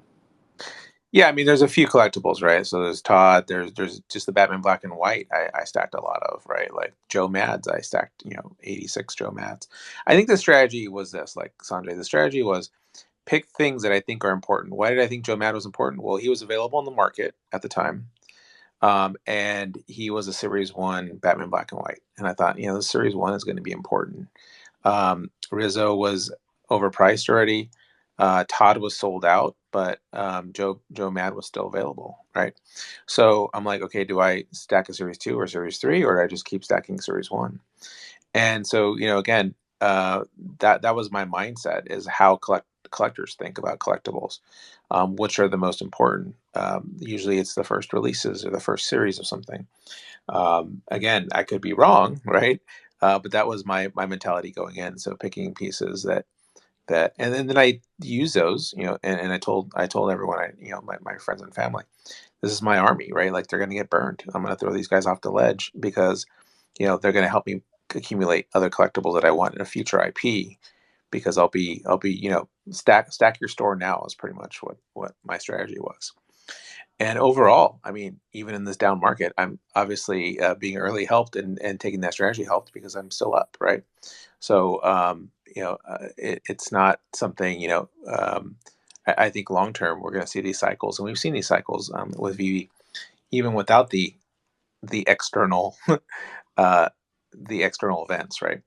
And I think in some ways, VV does have some insulation from some of these external events, meaning the economy, right? Because people love collectibles, people spend money on this kind of category, and this is something that people spend money, especially when they don't have any money, right? Because they can say, well, I'll buy a couple of these, instead of going to the movies, I'll go ahead and buy a collectible, or I'll buy some comic books. It's entertainment, right? And so I think that's something that we could get to straddle, and it's community, right? And that's the other piece that's really cool, is you're not only just buying a collectible, you're buying into a community. Now you're a part of Marvel One, right? Now you're part of Todd Father or whatever. You got a Todd. Now and I saw these Todd McFarlane comics, and I know that they're not. I think Comics and Crypto had mentioned in the hodl or sell, that the Series 1, at least, it wasn't necessarily long term for investment, but for me, I'm like this. I love that cover, right? And I always trust my instincts of which art I like, and I just go with that. And that's something that, if you love it, then you're not going to be like, oh, let me go ahead and just floor a bunch of these. And again, everyone does what they do, and it's all good. I'm not harping on anyone's game. I'm just saying my game specifically is just keep stacking, because at the end of the day, I want to be the one that has all the stuff, right? And whatever stuff I have, people are gonna be like, "How did you do that?" And I'm gonna say, "Well, I didn't sell. I didn't sell it all." And I think that it's easy to kind of go for the rewards now and cash out. But long term, if you believe in the vision, like I do, and you really think the company's going to execute, which I think they will, and you think they have a really good shot at connecting the consumer, the real consumer, not the NFT collector, but the real consumer, to NFTs and gaming and all that, and you think that there's a possibility there. Well, I do. I think there's a possibility here, and to me, it felt like the internet, right, being born, and then that combined with the fact that everyone and their mother is throwing billions of dollars in the space that has billions to throw in. I'm like, I wanted a piece of that somehow. How do I get a piece of that? I don't want to own. I don't want to be an investor in Meta. I don't want to be an investor in Microsoft. I'd rather own the IP myself, and then choose when I want to sell it. And maybe it takes 5 more years than I think, or whatever it is. I don't know, but I think the long term capital appreciation on these assets will follow that of collectibles, and that was really my take, right? Was this seems like a collectible kind of thing where people don't really think about how much money they spend on collectibles. You see some of the people in the community here, they just keep buying stuff and in physical form, right? And so I think that there's people like that in VeVe or in digital form as well, that just love the IP and they want it all, right? And they want to pass it on to their kids. And we've heard so many times people say, "I'm never going to sell this." Well, you can only have so many of those people that are never going to sell something, right? And I'm not saying I'm taking them all literally, but I do think that there is a saturation point on the important pieces, and I think there's a lot of firsts on VeVe. There's a lot of opportunity, if that's what you're interested in, to say, okay, well, what IP do I like? Do I like this or that? And then you make your move, and then you sit on your egg and wait, you know, and then you just check out and check in every now and then. Wait for it to hatch, right? Yeah, it takes time. Like, I think people want that instant gratification. It feels good when you see things go up right away, and you want Mm. to ride that, that wave. But like in the physical collectibles that I collect, coins and things like that, the appreciation is years and even decades, right? And so it's like I know that, and I think that people are missing the opportunity of long-term capital appreciation, because that's something that people don't really think about, is how do I pass something on to my children that's going to hold its value, right? And again, we're speculative here in the space, so NFTs are speculative. But if you do think that these are going to be treated as collectibles, which I personally think they will be, and they are, that's forming now, then you believe in long-term capital appreciation. I buy a coin for $5,000 and I wait 50 years. It appreciates to $50,000, and then at that point I can sell it or pass it down to my children without any major issues, as far as having to pay taxes along the way the whole time. So I think that's something that that's important to think about, and that's something that's not really spoken of when you talk about VeVe or collectibles. And Sanjay, I'd like to get your take on that, because you've got that financial mind, you understand that perspective, and I'm curious what your thoughts are there. Um, just again, Silicon, just to sharpen that question there, my perspective on the On physical. capital appreciation on these collectibles. So I hold something. We Yeah, hear yeah, saying Dr. Profit saying, "I'm not going to sell anything for 10 years, right? Minimum. I'm going to yeah, my kids." So, but the real value of a long term capital appreciation, you're not getting taxed on something, right? And so, like, how do how, yeah. That's a what good point. I mean, just basically one thing at least I've decided is, and I might flip pieces here and there, but not anything major until it at least hits a long-term capital gains. I don't want to hit any short-term capital gains. Number one. Number two is, look, when you build your strategy, there's sort of the entry point where you get in, and there's an expectation of where you believe it's going to go. So in my head, I have an expectation of where I see the MC1 common, the uncommon, the rare, the ultra rare, and the secret rare go. And as long as I have that belief and that faith and that remains, where it is, I'll hold until I get there. I mean, for me, this is not I don't need to buy and sell VV collectibles to make a living or something like that. Not that I have a lot of money or anything, but so this is more of an investment for me, and I'm looking to see that capital appreciation to that degree. And if it doesn't hit that, I'm more than happy to wait. Let me, Silicon, I'll tell you, man, one of the things you've got to also look at is where is the mainstream media in all of this? We're all heavily influenced. This whole Twitter space thing, we're all influencing each other, right? In many ways. And there's a few of us who get influenced by some others and stuff like that. But by and large, if you look at the mainstream media as it pertains to NFTs, as it pertains to blockchain, as it pertains to crypto, the big headlines, it's always some sensational stuff. If the board apes went up a lot, it's, oh, look at this monkey picture that went up to like whatever, ha ha ha. That's the narrative. That is literally the narrative. There's not an intelligent effing conversation in the mainstream media about digital assets and what does it mean, and this is one extreme, and all that stuff, man, doesn't effing exist. And similarly, even when you think about and that's NFTs with crypto is the same thing. My sense is that as you see these bigger Fortune 500 companies entering into the NFT space, or being more mainstream, as you see these projects, these bigger companies being more successful, as you see, this the metaverse picking up.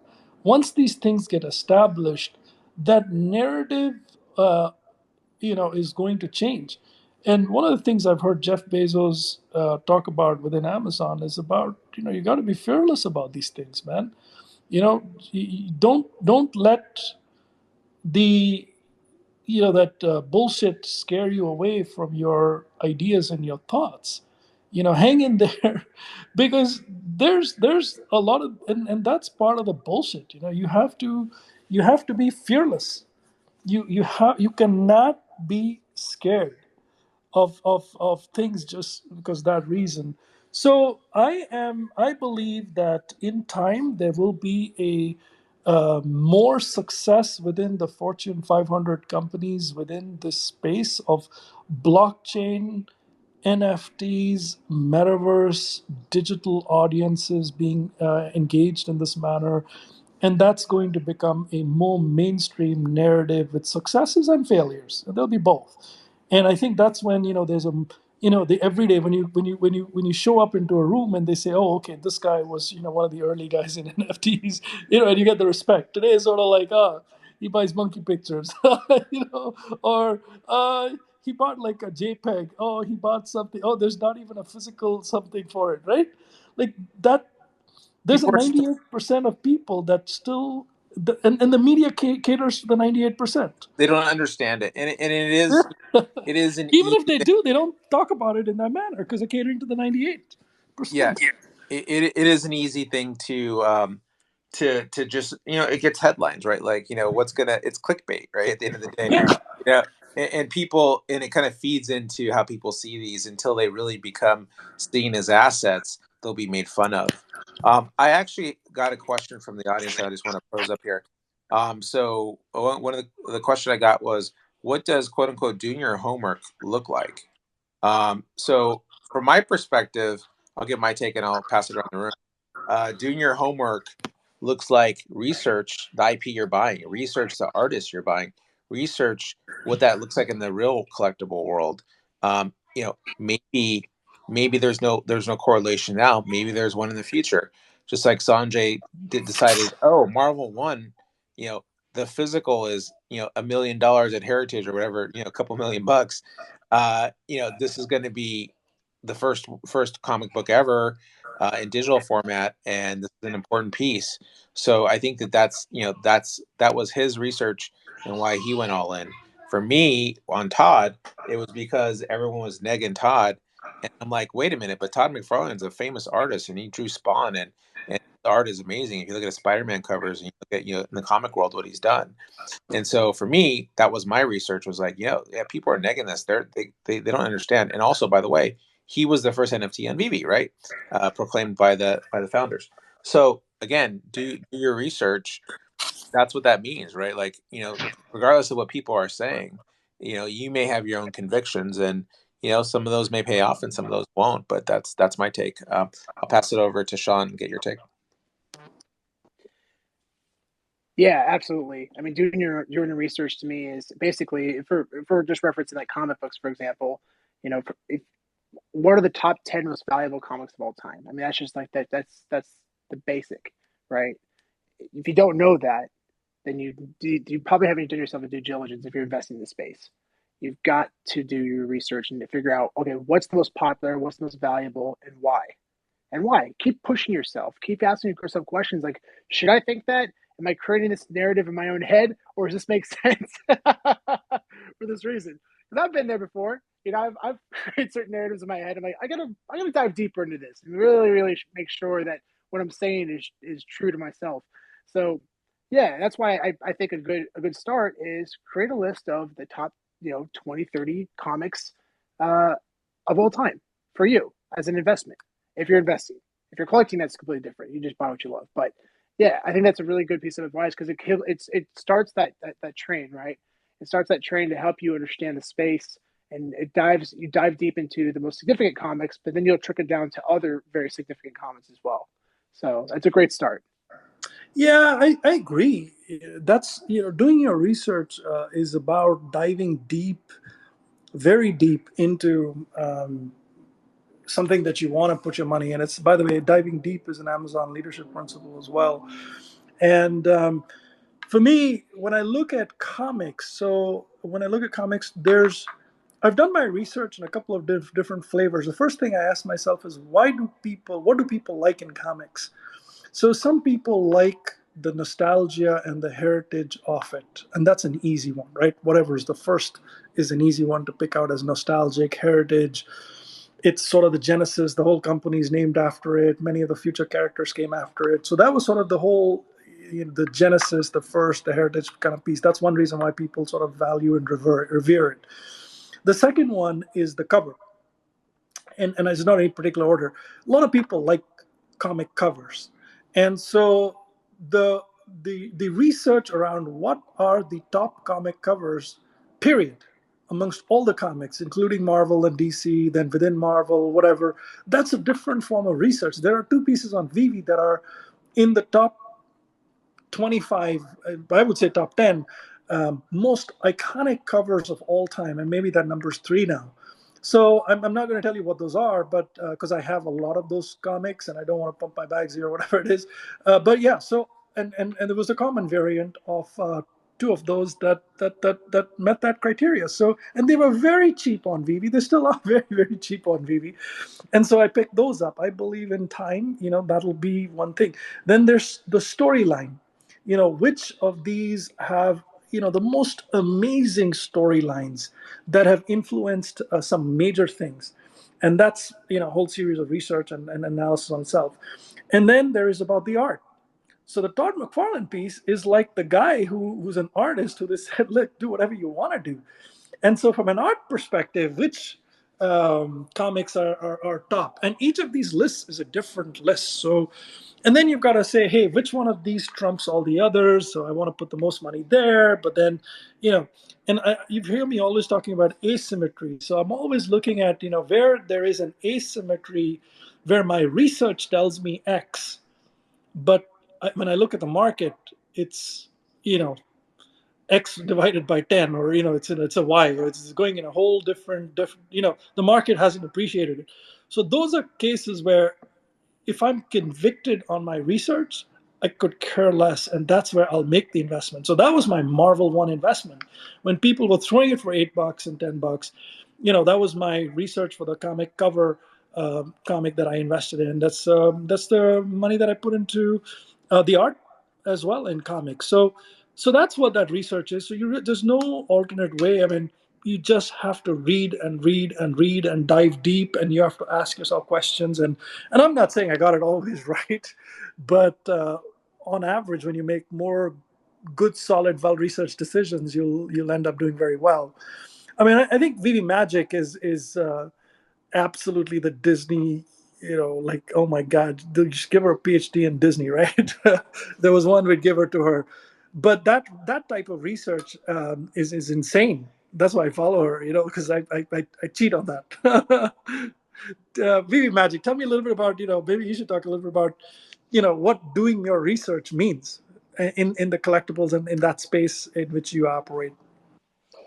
Yeah, so a lot of mine is experiential, and it's through, my experiences throughout the park and just being sort of a lifelong fan and being close to people that I've learned a lot from that know a lot of Disney history. I've got, friends and family that have worked for the Disney company, and so they have quite a bit of history and know a lot of information. And so I've learned a lot from others, and I take that with me. And, there's certain pieces that come out that is an immediate, well-known item that isn't really hard to dispute. A partner statue, a Spider-Man, are not things because it's worldwide known, right? The it's You can do further research and learn more about significance. I mean, that's kind of where I came into the scene was talking more about significant dates and numbers related, and that got people a bit more fired up and more hunting when it came to looking for those collectibles.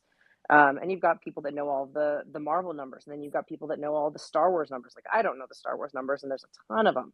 But those might be things that are valuable to people down the line. So if you already are drawn to say Star Wars and you want to invest and you want to go the next step further, and how can my investment be better than the next person's? Well, maybe you start researching the numbers and you do a lot of historical research on Star Wars and the orders. And I know somebody that has a whole Darth series for Order 66, for mint number 66, which in my opinion, now that I know more information on it, I believe that's the best mint you could have, because Darth Vader was from Order 66.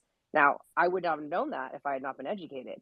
And so I also, with my research, I rely on people that are in the community that I have like a sort of a trusted relationship with, that I um, know their stuff and they're not just blowing smoke. I will reach out to community members that I trust. But then, yeah, also with the Disney stuff, I look at historical data. I mean, we all saw when Marvel came out, everyone started posting up, Googling what are the top 10 superheroes. And, you then saw the screenshots of the top 10, and okay, well, those are the ones that I want to go after, right? And you can Google, the top Disney princesses, and, what are the favorites. And, us having Elsa as the first Disney princess is pretty freaking huge, in my opinion. I mean, she's the most popular of today's, generation for sure. But then I'm also going to wait for some really cool things that I hope could come, and some of the more nostalgic stuff. I mean, maybe they bring um, NFTs relating to the first rides to ever be at Disneyland, or maybe they bring in Walt's speech somehow. Oh, maybe it gets put onto Walt. Who knows? I mean, that's pure speculation. And maybe we see some of Walt's favorite pieces of animation come to life. Which, oh, by the way, we have one of them already with Steamboat Willie, but there's other ones like Cinderella that I would love to see in NFT format. So that's the kind of stuff that I look at history, and this stuff you can Google. Like, you don't have to, go to go to the library and rent a book. You got to be careful what you Google, right? Because there's blogs and there's people that put out their own agenda. So you can't just rely on the first thing. The funny story about this contest that we had with AMC and Buzz Lightyear is there was like four versions that you could have gone with as the answer, but I just kept researching and researching and researching, like, what did most of the data point to, and that's where I had to go. And so, yeah, just don't rely on one source for your research. Make sure you sort of hit a broad spectrum of resources before you go, oh, that's the first thing Google said, so it must be true. That's good points, VV Magic. I think we got about 20 minutes before we're going to end the space, and I'd like to invite people up to come ask questions. I ask that you limit your question to one question, and no funny business like a bunch of follow up questions. You feel free to respond, but we just want to get people to come through and either ask questions or maybe even comment on the discussion. So feel free to make a request, and want to give everyone a fair shot that wants to come up. While I we just want wait to say, on that, oh, oh, go ahead. Sorry, Sean. I was just going to say, I have a pretty decent knowledge of Disney. I'm a big fan myself, but like when you talk about Disney, my mouth just drops to the ground. So, I love hearing you talk about Disney. I just nerd out hardcore. Thank you, So thank yeah, you. We still yeah, have to make that trip. I yeah, still yeah, want to do that Disney trip. That's uh, to all you guys. yeah. Both of you guys are great. I mean, Comics and Crypto. I love your content as well. Um, I watch that and I listen to it very carefully. It's very helpful. It's definitely something that I value as part of the research that I do. So love that stuff that you, and thank you for putting that together. I appreciate that so much. Thank you. And I actually sorry, I linked a tweet to the top of the page. This is a video that explains. So what we were talking about earlier, ranking the comic books that you think are the most valuable based on your research, but also it dives deeper, right? Like, what is a Grail comic? What is a key comic? What do these definitions mean? We put together a 2 minute video that kind of highlights these. And what our definition, the term Grail it's very subjective. People have different definitions of a Grail. We have a very defined definition of a Grail. So for us, a Grail comic is something that's worth $500,000 or more in its highest grade. So a physical comic book. That's what we define as a Grail. But yeah, I think this is if you watch this video, we talk about the red ocean and blue ocean and why that plays into the market. Speculation is very important. So this is a video that kind of hopefully will help kickstart your research journey moving forward.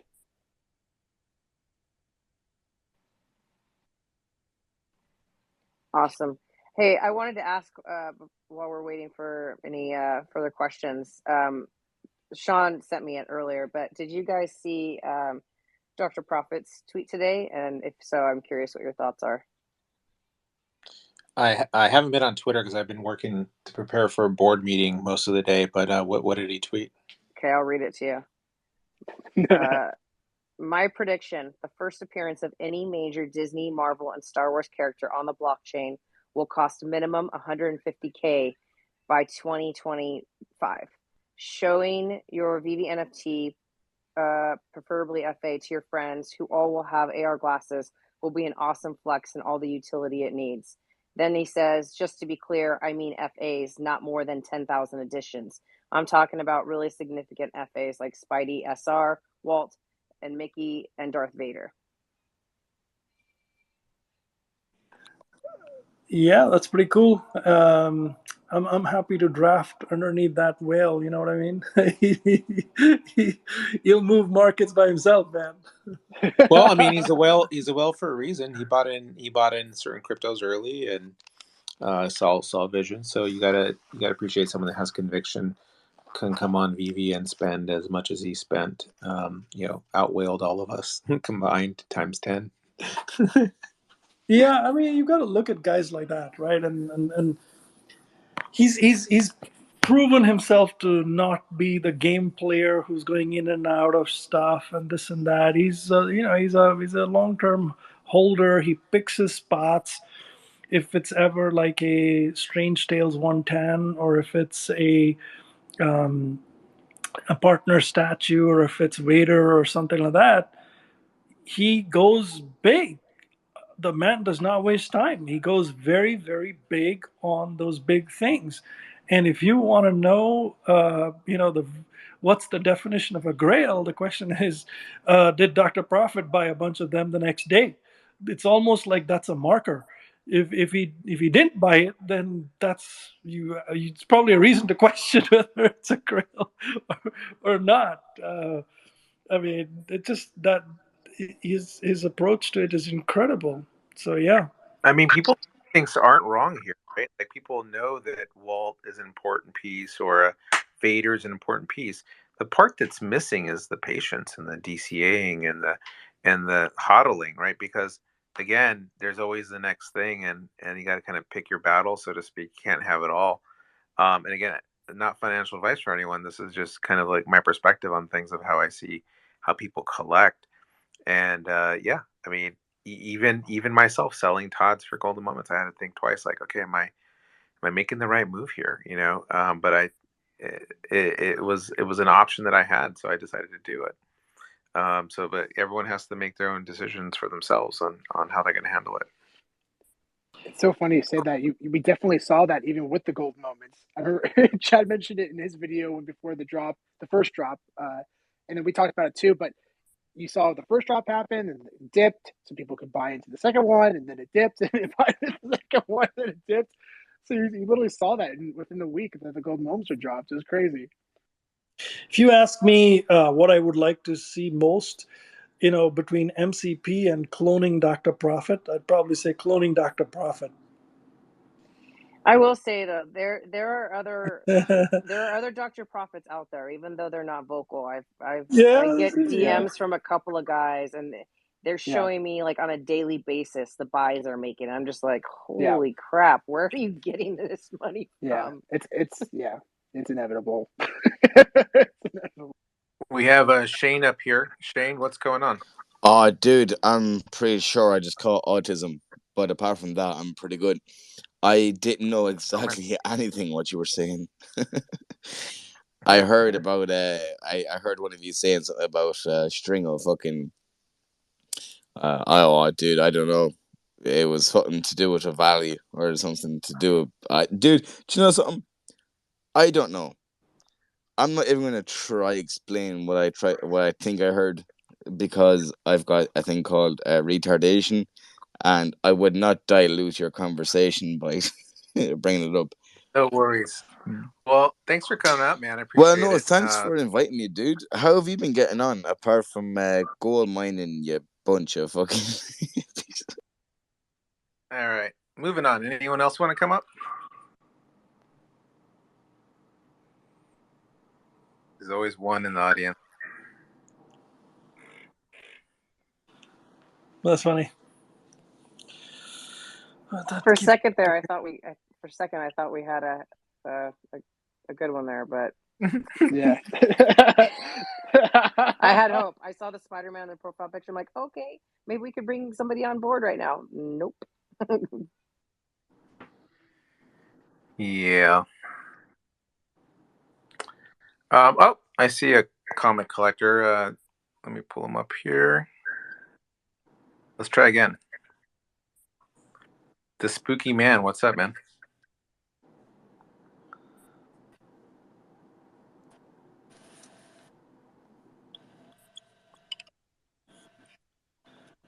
To Spooky Man, and then Sody Pop after. Hey guys, what's going on? What's going on? Hey, just real quick. So I've been one of the ones that have been jumping kind of back and forth between. I know you guys talked about earlier between collectibles and comics and like diversifying. I've gone all the way comics. I've gone all the way collectibles. I just kind of wanted to like hear y'all's thought process or how you guys are doing that if you are even diversifying your, let's just call them gems right now. Yeah, I mean, I'll go first and I'll pass it around. So for me, I started when there were no comics, so I'm collectible heavy.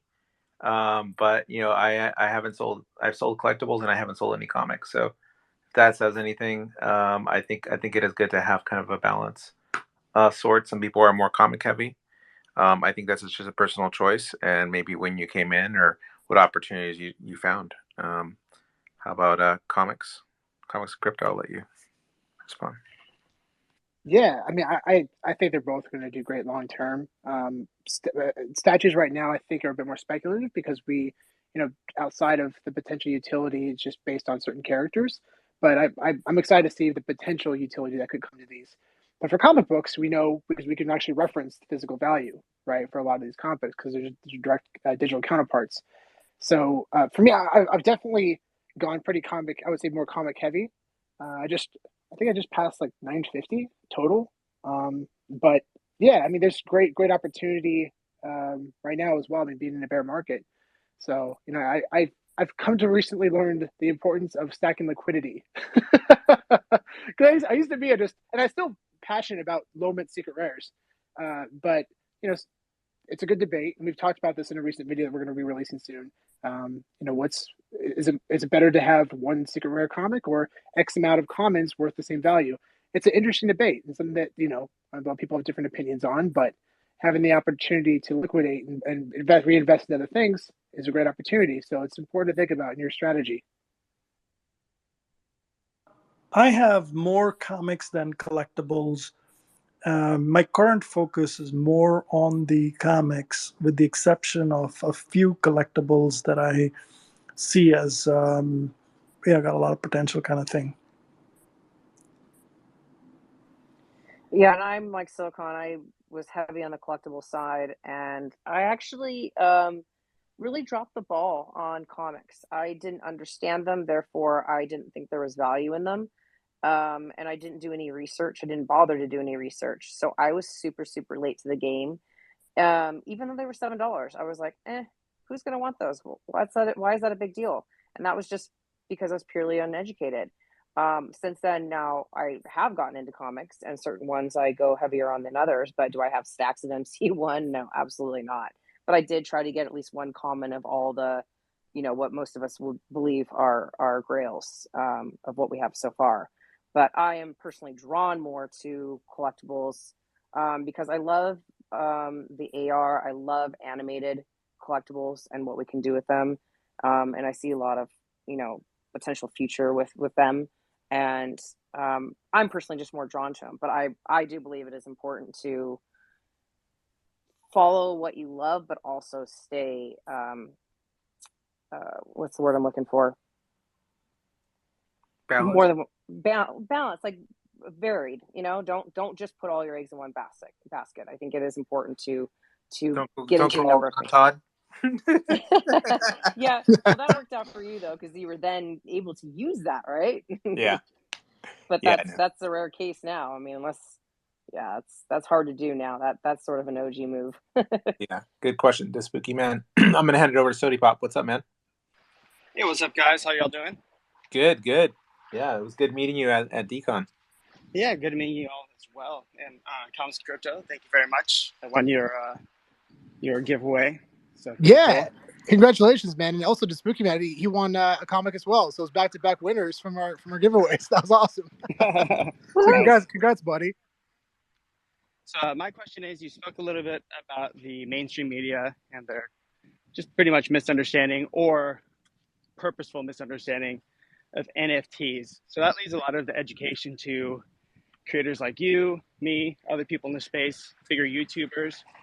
I guess I want to start more of a discussion on how you approach that if you approach that as a responsibility, and then how you view others. So I think Jake Paul is a pretty good example. I don't love or hate him. I don't really care, but he has promoted, and whether he's been a part of the project or not, a bunch of NFTs that have been either rug pulls or have not worked out at all. So I guess just starting a discussion on that, since we seem to be the main through point to education for this stuff.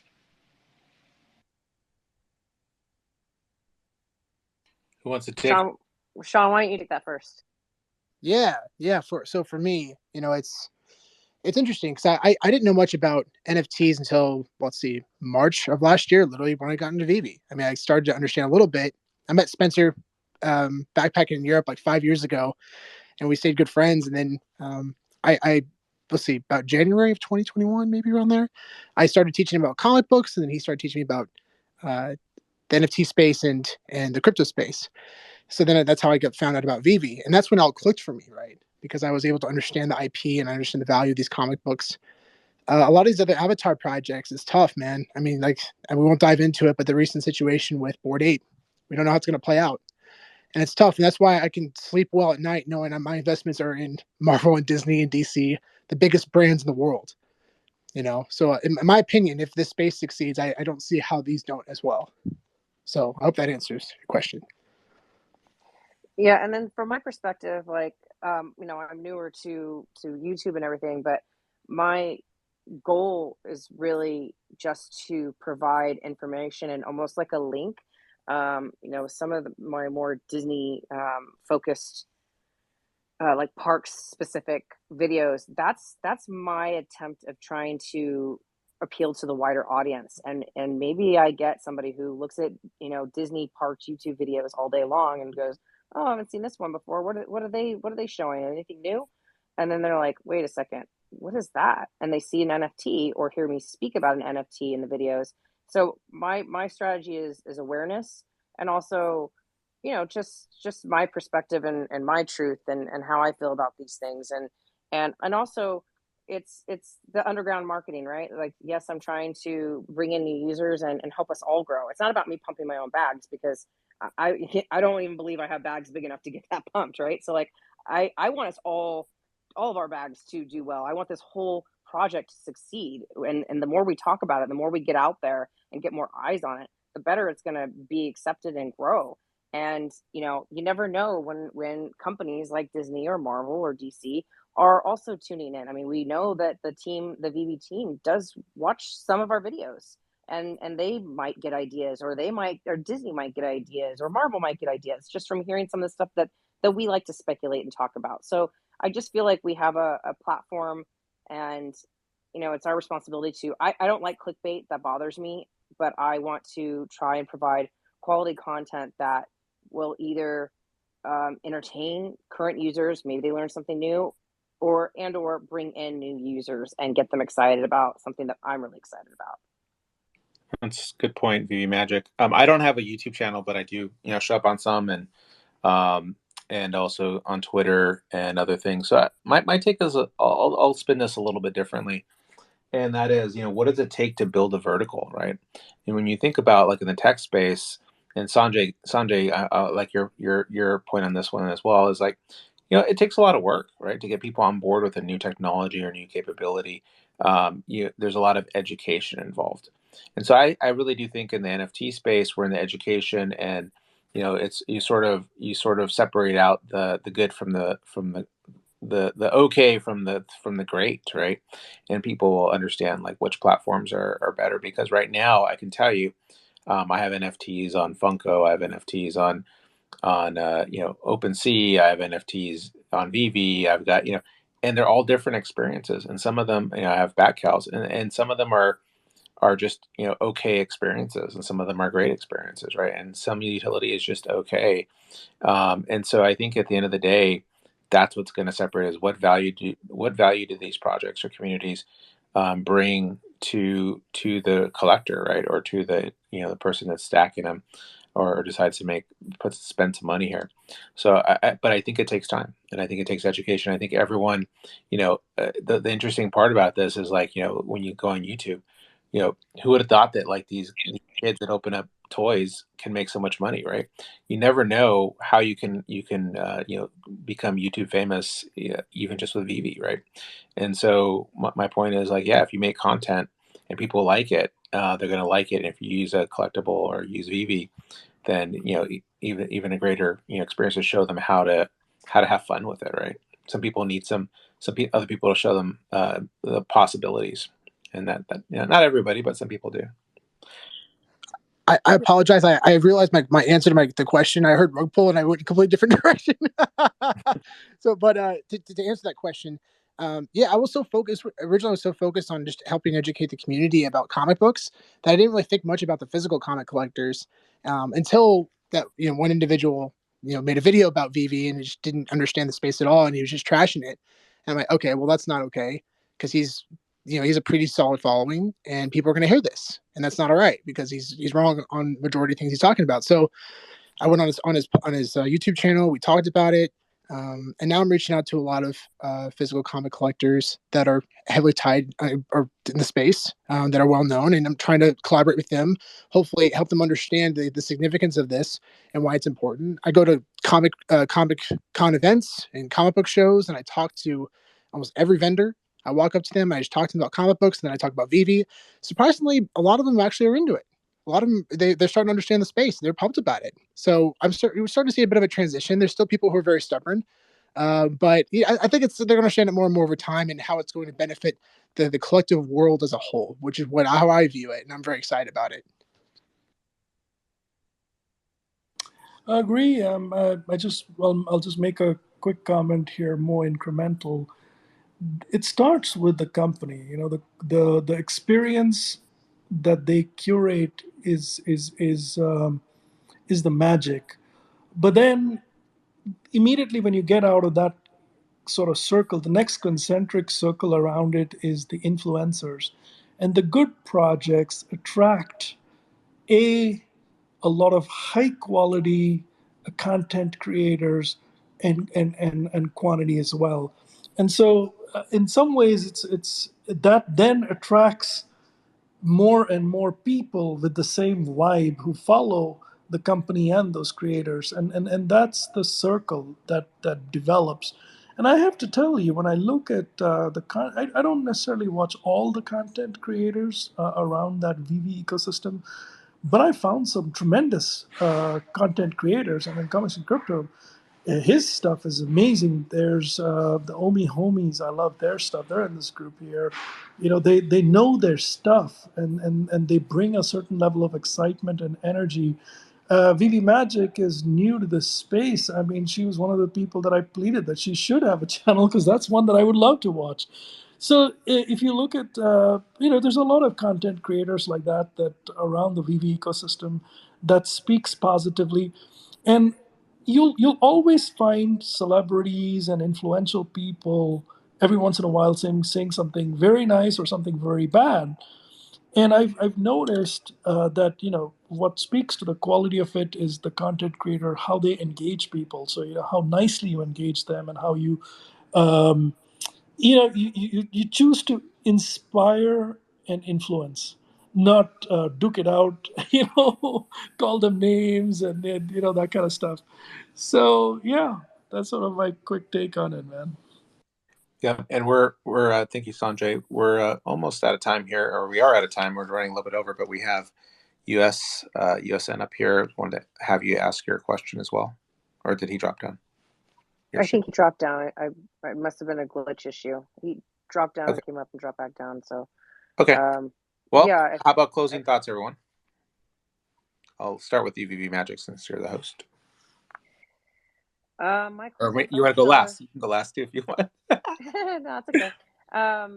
My thoughts are, we wanted to have this space to sort of just bring a positive tone and reinvigorate hopefully some people in the community that might be, feeling a little bit down or doubtful, and know that they're sometimes, since having the MTL news, things have been more on the upswing, which is wonderful. But don't think you're the only one that loves this project, and I don't even like calling it a project. It loves this community and company and IP and everything that we have on the platform. And sometimes we get busy, but we wanted to just host a space to kind of share, our history, our beliefs, our thoughts, our goals, and hopefully it resonates with somebody. And just if you believe in it, just keep going after it. If you don't try to take the ship down with you, man, because we're not going.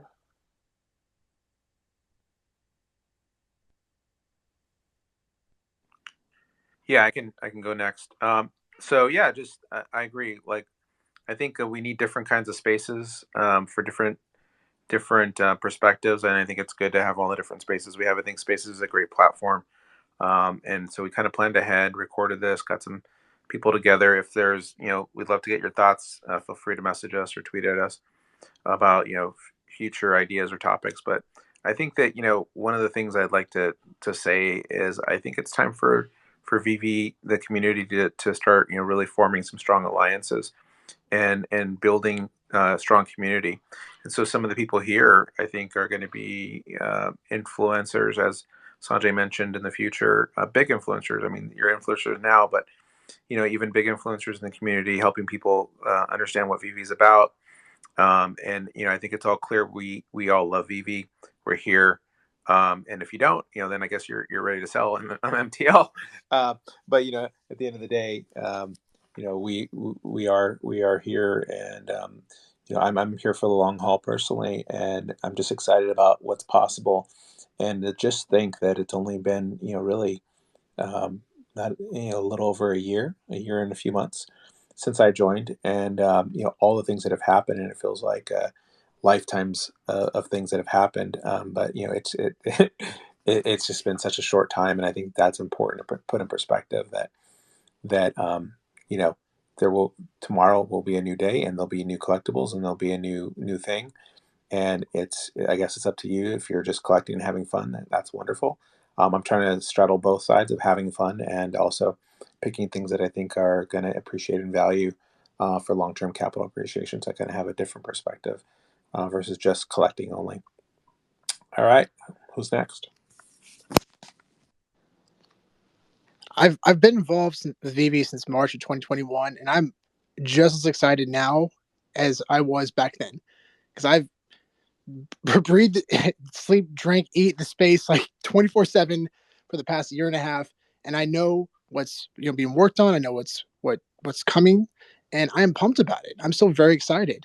So, most importantly, if and everyone in here, I'm presuming you feel the same way. You're very excited about the future of the space, and especially this company.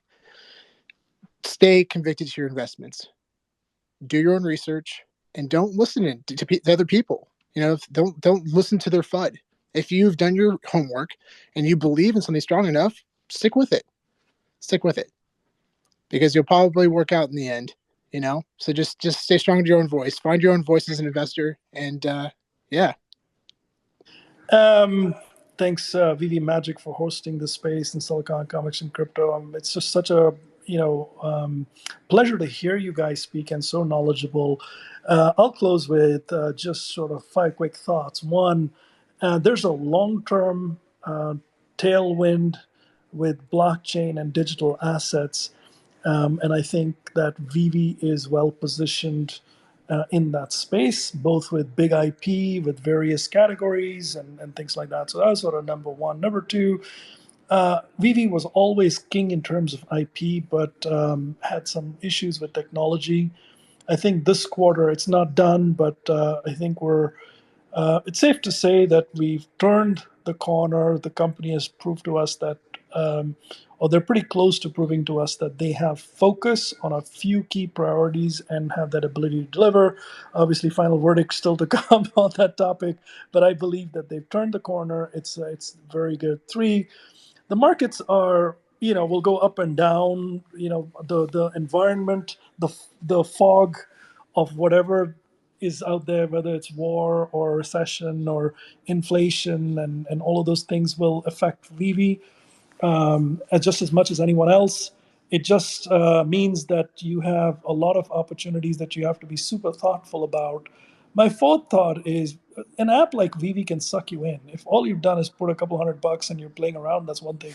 But if you're looking at this as an investment, take a piece of paper, break it out into 3 columns: investing for multiple years, swing trades or positions over 4 to 6 to 8 weeks, and day trading. Set a budget for each, and do that. Otherwise, you're just going to make a big mess of this whole thing, and you could get lucky, but chances are more often than not you'll end up draining too much money into the app and also kind of doing weird things. And the final thing is, this is a tremendous community. There's some amazing people in this community. I mean, a lot of the people that are listeners here are often speakers, and I just enjoy A, hearing them, and B, just interacting with them as well. So I'm here for the long haul. I'm not selling very much or anything. I'm definitely not interested in MTL. If anyone else is, you should, and do whatever is right for your situation. And I'm very, very excited about what's to come, in terms of new things on this app, whether it's new collectibles and comics or new categories like music, like games, the metaverse.